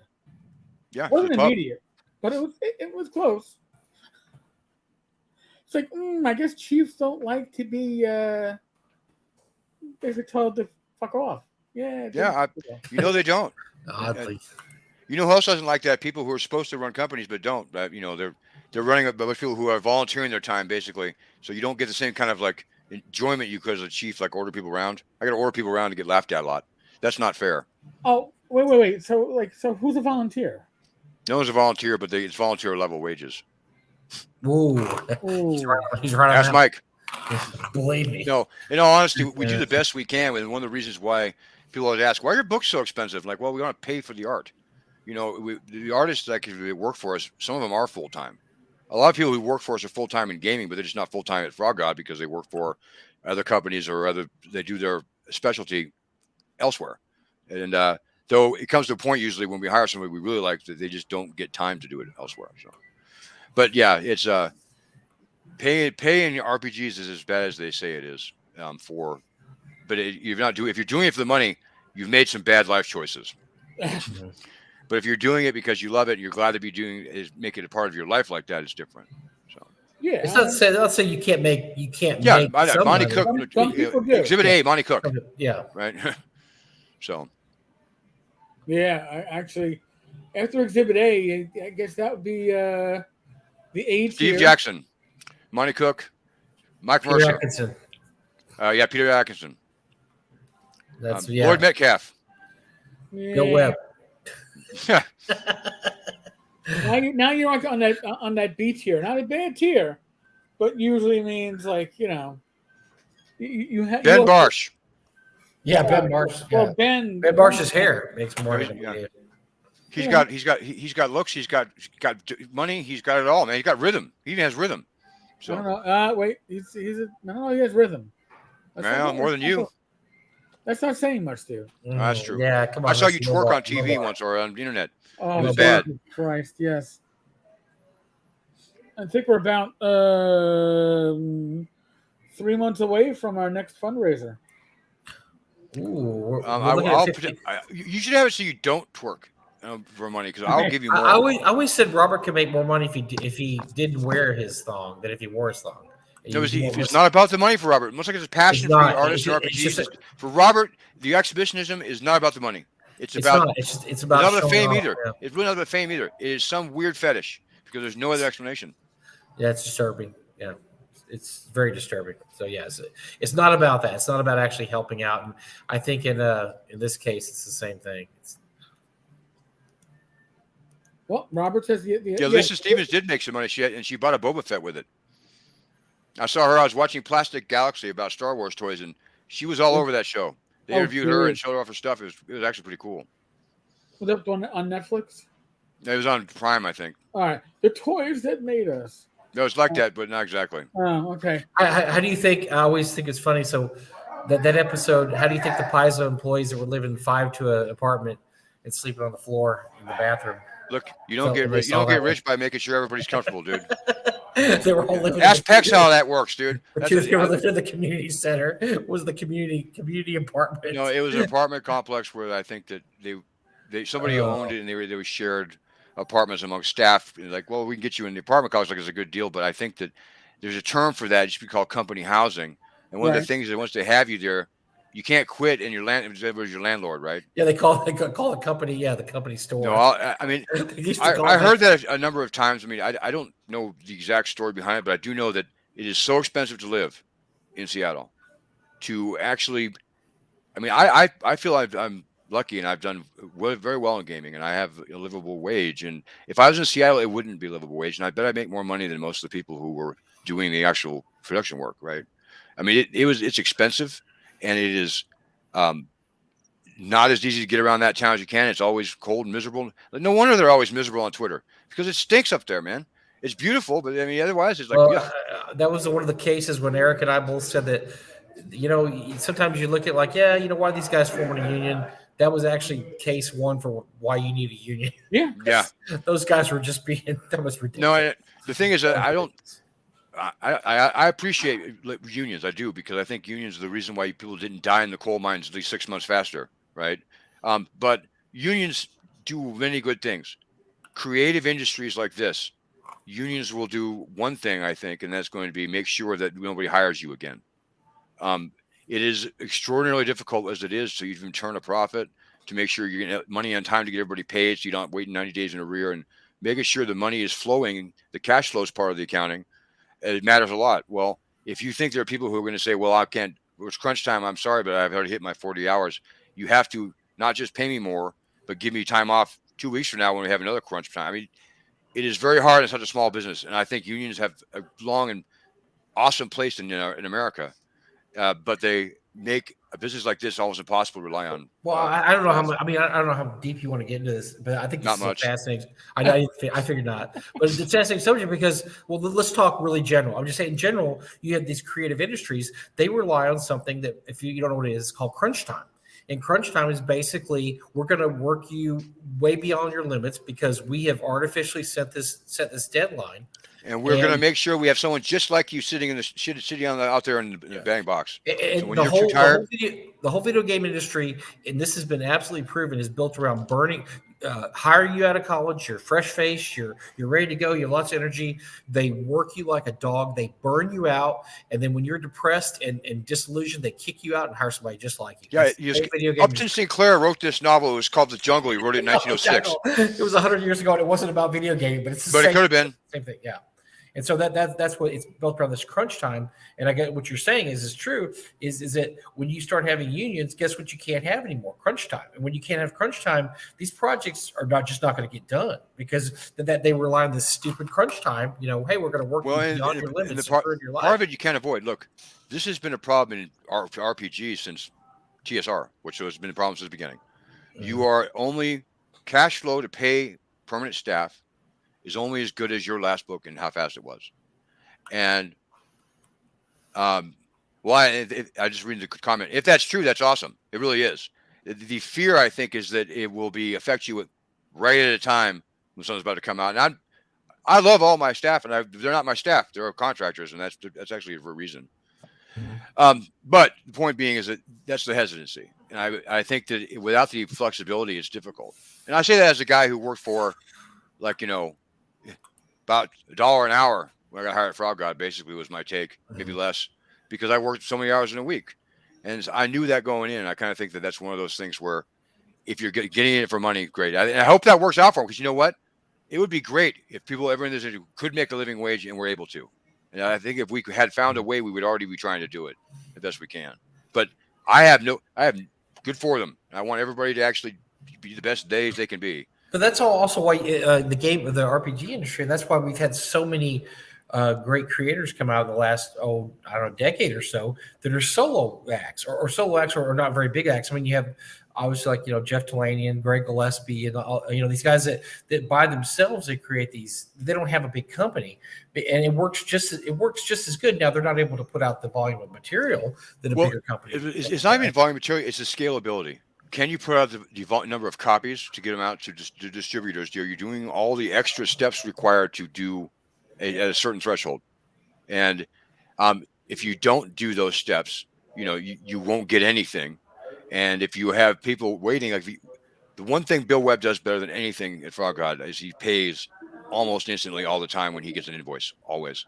And that matters because a lot of people pay 90 days in arrear or worse. They pay when books are printed. Yeah, as you saw, we found out that some are really bad, really even worse than that. We found out. And that part is that I wouldn't be able to do that because it'd be too unnerving for me. Is wondering, by the time you get paid yourself, there's no money left because you already owe too many people. I mean, you're going broke, but publicly, right? But I think it's hard, and I do wish them well. I'm not annoyed by the fact that they got a union, but please get one. Yeah, well, Chuck, you would say that. You weren't the guy at the front end of the process that's crunching either. But yes, it does happen to you. But my problem is, Chuck, and Chuck probably agree with me on this, and probably everybody would, is that now these companies have basically built in crunch time, which is never how it was supposed to be. Crunch time was something okay, this is an emergency, guys. We've got to hit this deadline by this date. Can everybody stay the deadline is dictated by cash. I mean, yeah, but now it's built in. There would be crunch time no matter what. I would make a book better every single time. And so Bill is right about this when I'm usually wrong. This book's got to come out in August. I'm like, what do you mean August? I have all these excuses why it didn't have to be August, because I want to make it better and better, and I want to give lawyers time to hear. And I want to recognize that somebody's got some family time, and so. But you know what? It will be crunch time if we do it in December too. It will happen because that's the nature of, I think, group projects that are on a timeline, and so it happens. What I think Bill respects and what we do well here, except for Chuck, we did it to Chuck intentionally. That's why it happened that way. Was that we try to respect the fact that some things are more important. Not Chuck, though. And you don't get any peanut butter either. You're lucky. You're lucky that you talk on TV. Talk on show. Spawn crawled in here. He slithered in. So I don't know. Maybe the Star Wars Christmas special must not be on again. You know, his VCR tape of that must have broke. So he no, I want to make a point. Someone's talking about video games and about crunch on big companies, and that is very true. And I think part of the reason that you see that is because your culture becomes that. Your culture of we produce well under pressure happens because you only produce under pressure. And I think that it is unfortunate that things get made that way. But I don't see a good silver bullet for this, except for smaller publishers working for themselves to make the products that they want will get rid of a lot of the bigger crunch. I don't know how bad it was at Paizo, but no one ever said to me, this is a relaxing place to work. So. And what we saw, what everybody saw later on from Twitter is, apparently it was the opposite of a relaxing place to work. So, but you know what? Everywhere I've ever worked has never been all that relaxing. I work at home now. It's not that relaxing anymore either, right? But I mean, it's a job. And I actually feel very grateful to have the one I've got. I think that what happens in our industry is that people are grateful to be doing this job because it seems cool, and that is taken advantage of. And I think that sucks. And that's the part that I think that seeing it addressed publicly helps. Yeah, because you do hear stories about people being told, "Hey, don't you want to be published in the gaming industry?" Yeah, but you could be published in the gaming industry and make a living too. They're not mutually exclusive from each other, and they use that against some people. Like, you really want to be published in the gaming industry, you got to do it like this. Well, no, we know plenty of people that get published in the gaming industry that also actually are able to pay their bills. Also, it's not fair to tell them it's either this or that, because it's not. And if that's the way it is, then you need to rethink what your job is and what you're doing and why you're doing it. If it comes down to that decision. I mean, nobody wants to, decide, well, can I pay rent this month or should I work on a D&D book? I'm a landlord too, and I tell you what, they better pay their rent. So. You better pay your rent. Wow. Oh, you just lost another two or three backers for. The way I see it is, I want to get one of those twisty mustaches because I feel that I've got all the Victorian. I'm a boss and landlord, so I have all the Victorian enemy stuff right there. I'm like a Charles Dickens villain. All right.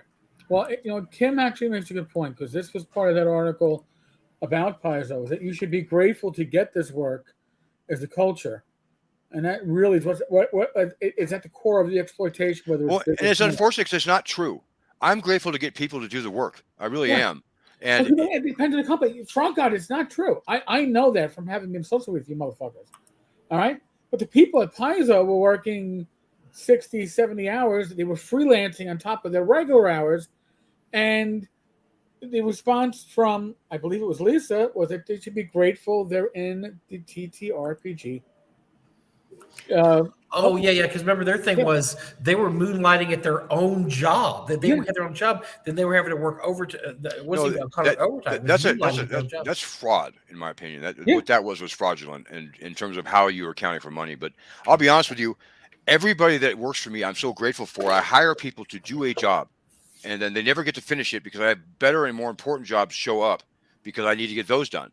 And when you see people who have talent, it's really hard to not make them work to the point where they're, wishing they were dead. And, a shifted fry cook seems really superior, because good people, you will want to use them all the time to make great stuff. And I like everybody I work with. So it makes it doubly worse, because I feel like I'm free to call you at 2 a.m., right, Michael? Huh? Oh, yeah, like last night? Oh, you mean all the time? Okay, yes, that's true. Yeah, no. Sweet nothing? And so it becomes, I think for a lot of us who are in making some decisions and stuff in TTRPGs, we are passionate about it because we love it. And we're happy to be here. We don't see a real difference in our free time or our off time as our on time, because most of us work at home. So I'm just as working an hour ago as I am right now as I will be an hour from now. So I don't see a problem. Casey Christopherson's on vacation. I just texted him for stuff, not caring he's on vacation, because he's also my friend. So I think did he give you one of those? No, he probably thought of it. No, but the thing is that I think that it's a matter of our cultures are different, and the people who almost every company inherits the culture of its founder in some way or another. EA is the exception from Trick Hawkins, but for us, it's a matter of, if you're passionate about something, you work all the time. It's not really work. We love games. We love dragons. Isn't it awesome we're talking about dice? Yes, it is, but it's still work, and I forget that often enough to where I have to remind myself that with people that I work with, except for Chuck. Guy, that makes that very clear, so he's listening. But no, I mean that it's that everything seems important when you really want to make quality books for other people, that your customers and your friends too, right? Right. I'm disappointed if I see a mistake in a book, because I know who's going to get it and who paid for it. And so I want to make sure I avoid that. So I have a lot of time where we will work real hard and long hours, and people tell me that it's okay, and maybe it's not. I have to make Michael Gross go to bed.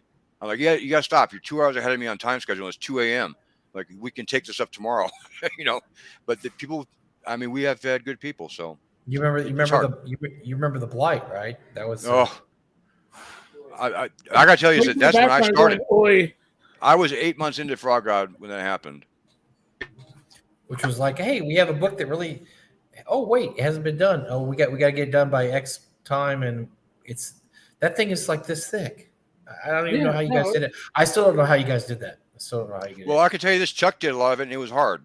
And I know that Chuck. And people like that book. People like that book. That book turned out good. It's a really cool book. It has great ideas, but it should never have been as long as it was. And I should never have been allowed anywhere near it as a converter, because that's how I learned to do Swords of Wizardry conversion for Pathfinder. Let me tell you the science in that. Okay, the science in that is a witch a magic user or a druid? Yes.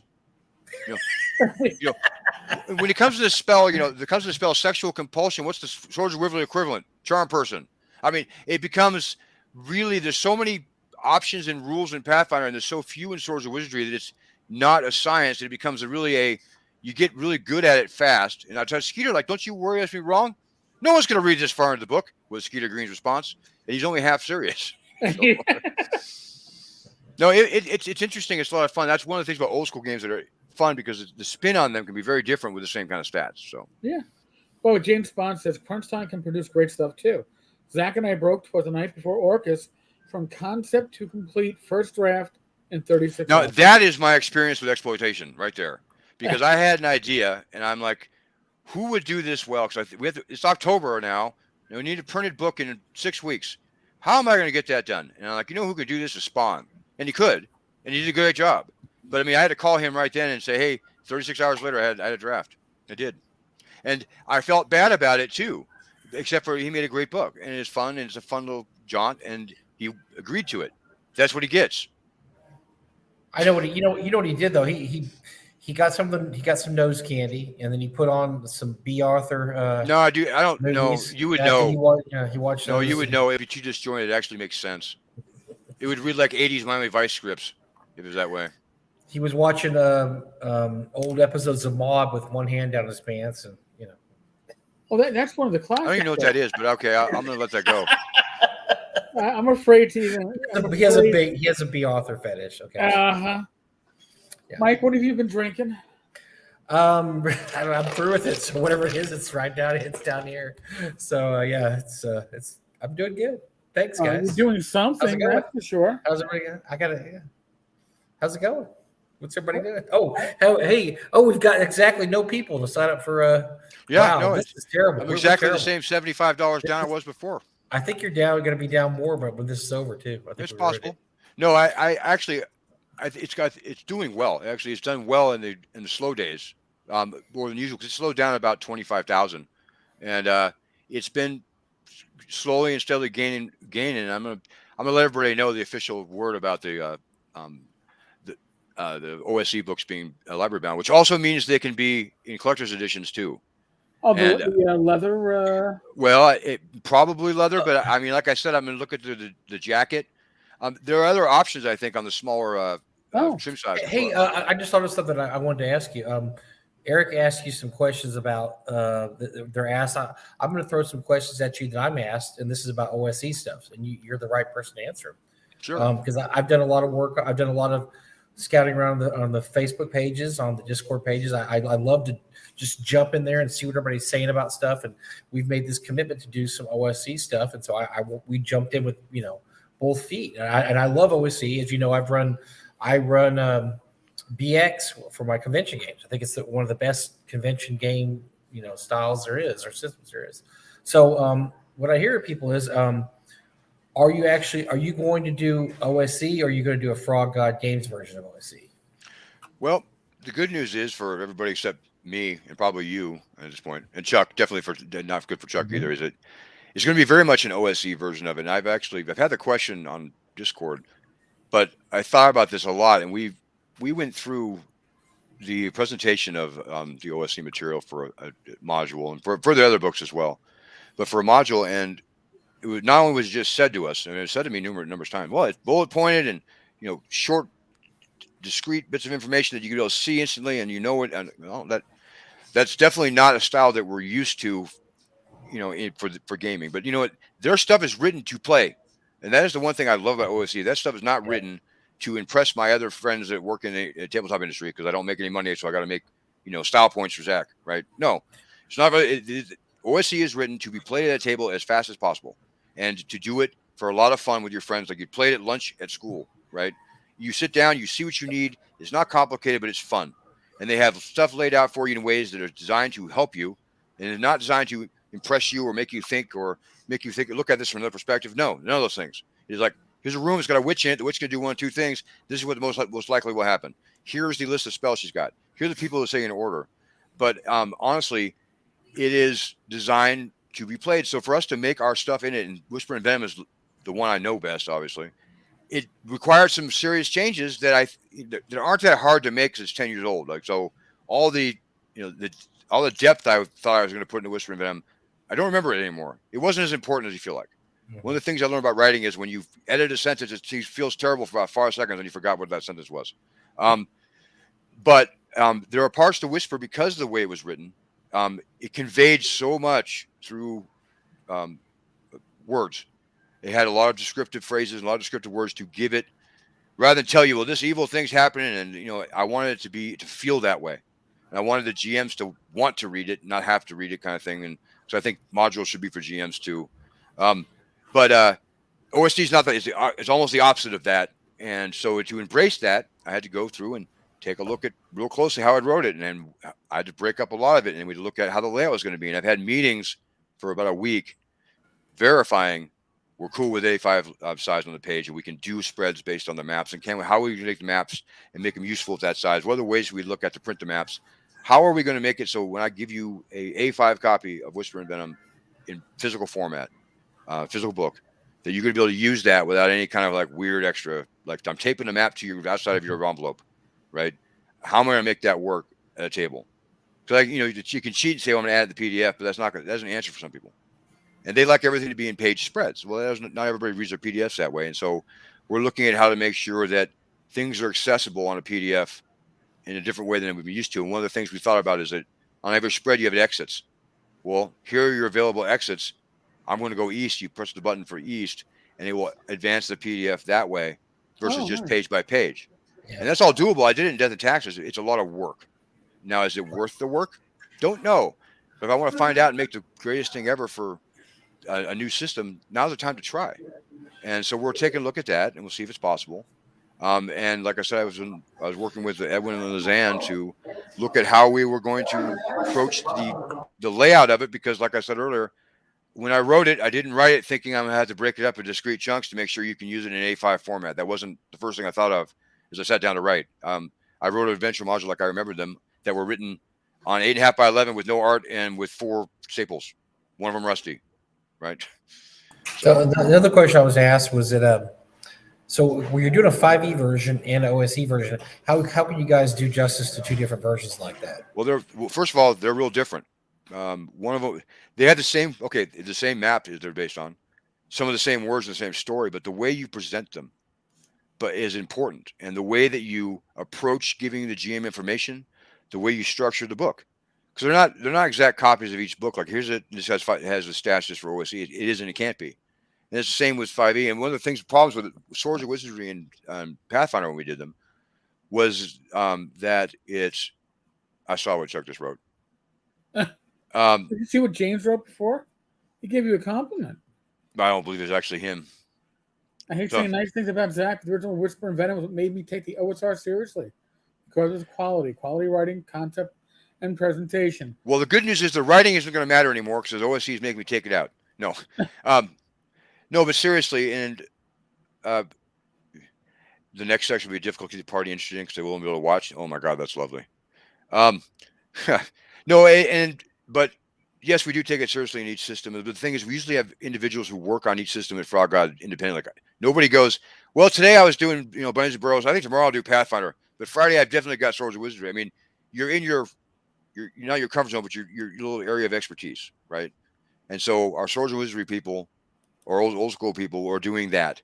So when they get a manuscript, they really don't know how it's going to be presented on layout or how it's looking at for 5e, except they're working out the same draft to make what they make. Whatever comes out of the development is designed for that game, and so that's how that works. And now, is it perfect? No. Ideally, you'd make a game for that system from beginning to end, and be one person doing it all, so they had their vision seen. We have 40 people who touch things at some point in the process, and everybody has a little bit of influence at least. And in that process, some things are streamlined just to make sure we can get things printed. But in general, we do the best we can to respect them. We do.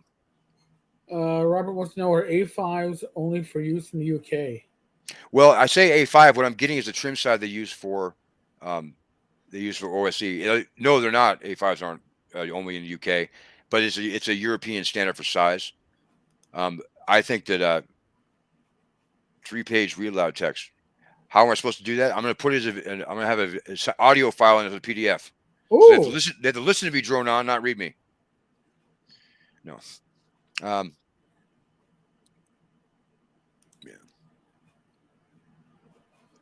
No, I know the setup for the A5 system.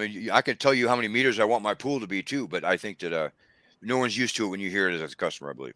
Right. For A5s. So. Wow. Yep.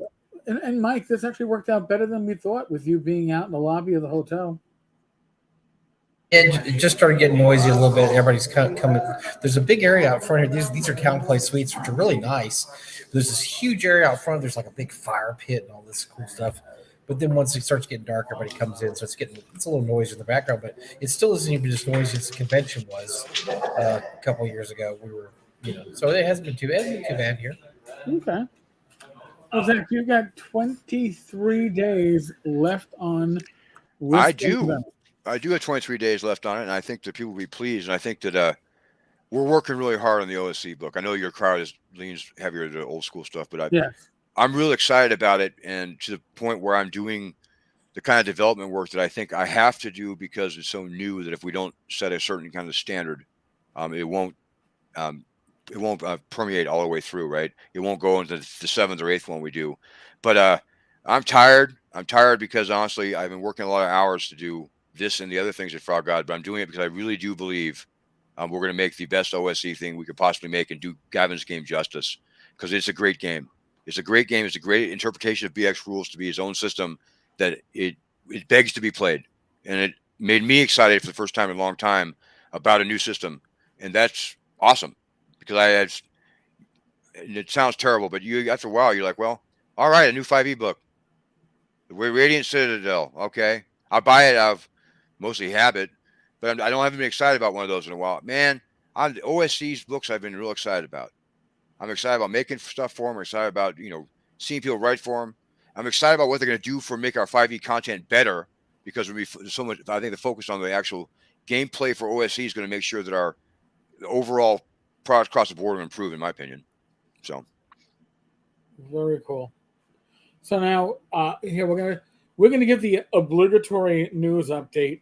For those that don't know, Dan Proctor. Oh yes, yeah. Goblinoid Games. I saw the announcement. Did you say anything else? No. Basically, thank you for the 15 years of support. More information will be forthcoming over the next couple of weeks. But we didn't buy him or anything. We didn't buy him out. If that's what you're curious about. No, and apparently, I'm hearing that Goodman made an offer and Goodman was turned down. I don't think he would mind me saying this, but I talked to Greg. Greg has nothing to do with this either. Greg had made him an offer a while back, and he was turned down also. So, that's tough, man. Because Labyrinth Lord was one of the big 2 or 3 back in the day, right? I mean, it was Osric and Swords and Wizardry and Labyrinth Lord. That was pretty much it. And everything was being printed. All the third-party stuff was for Labyrinth Lord. Right. That was the system that it's such a joy to write for. It's such easy to write. I mean, it's BX, but with a little extra, and it was easy to write. No, he did a great job taking the Advanced Edition Companion and the first edition or the original edition book. He did a great job integrating those. Yep. If he had made a single book that integrated all of those, like not long after the first 2, he could have unified the splintered OSR, and he could have claimed the crown from all the fighting pieces. I don't think the clones wouldn't have been a big deal because it would have solved a lot of issues, because Osric was only made to be the legal framework, right? Yeah. I think it would have taken that and people would have used that as the rules. Am I right? No? Yeah. No, you're right. Well, I mean, for what I've seen of OSC, I think OSC is going to – I think they're going to take that mantle in terms of that they're going to be the unifying force in this industry. I mean, you're still going to have – obviously, you're still going to have Swords and Wizardry and other stuff. But, man, that $750,000 Kickstarter blew me away. Well, it isn't even that. It's that when you go to the forums, any forum for other OSR stuff, I would say, you know what? I really dug that Assassin's Knot. That was a good module.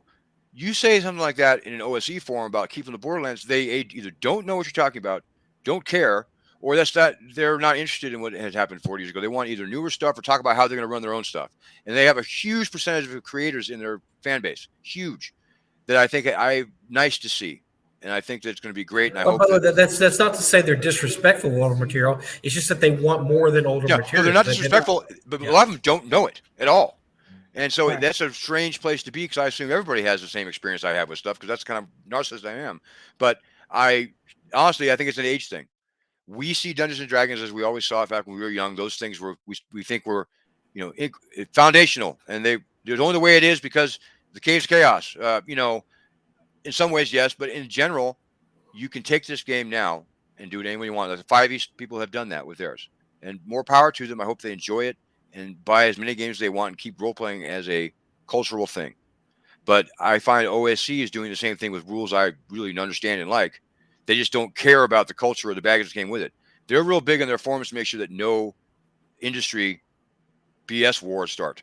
They kill those dead. They don't like politics talk, but they really hate it if you talk about if you talk about gossip in the industry. That's like basically their landmine, which I think is awesome. Yeah. There's too much. No offense to current 2 hosts here, but I think a lot of times it gets spent on that kind of stuff. Yeah, no, I think you're absolutely right.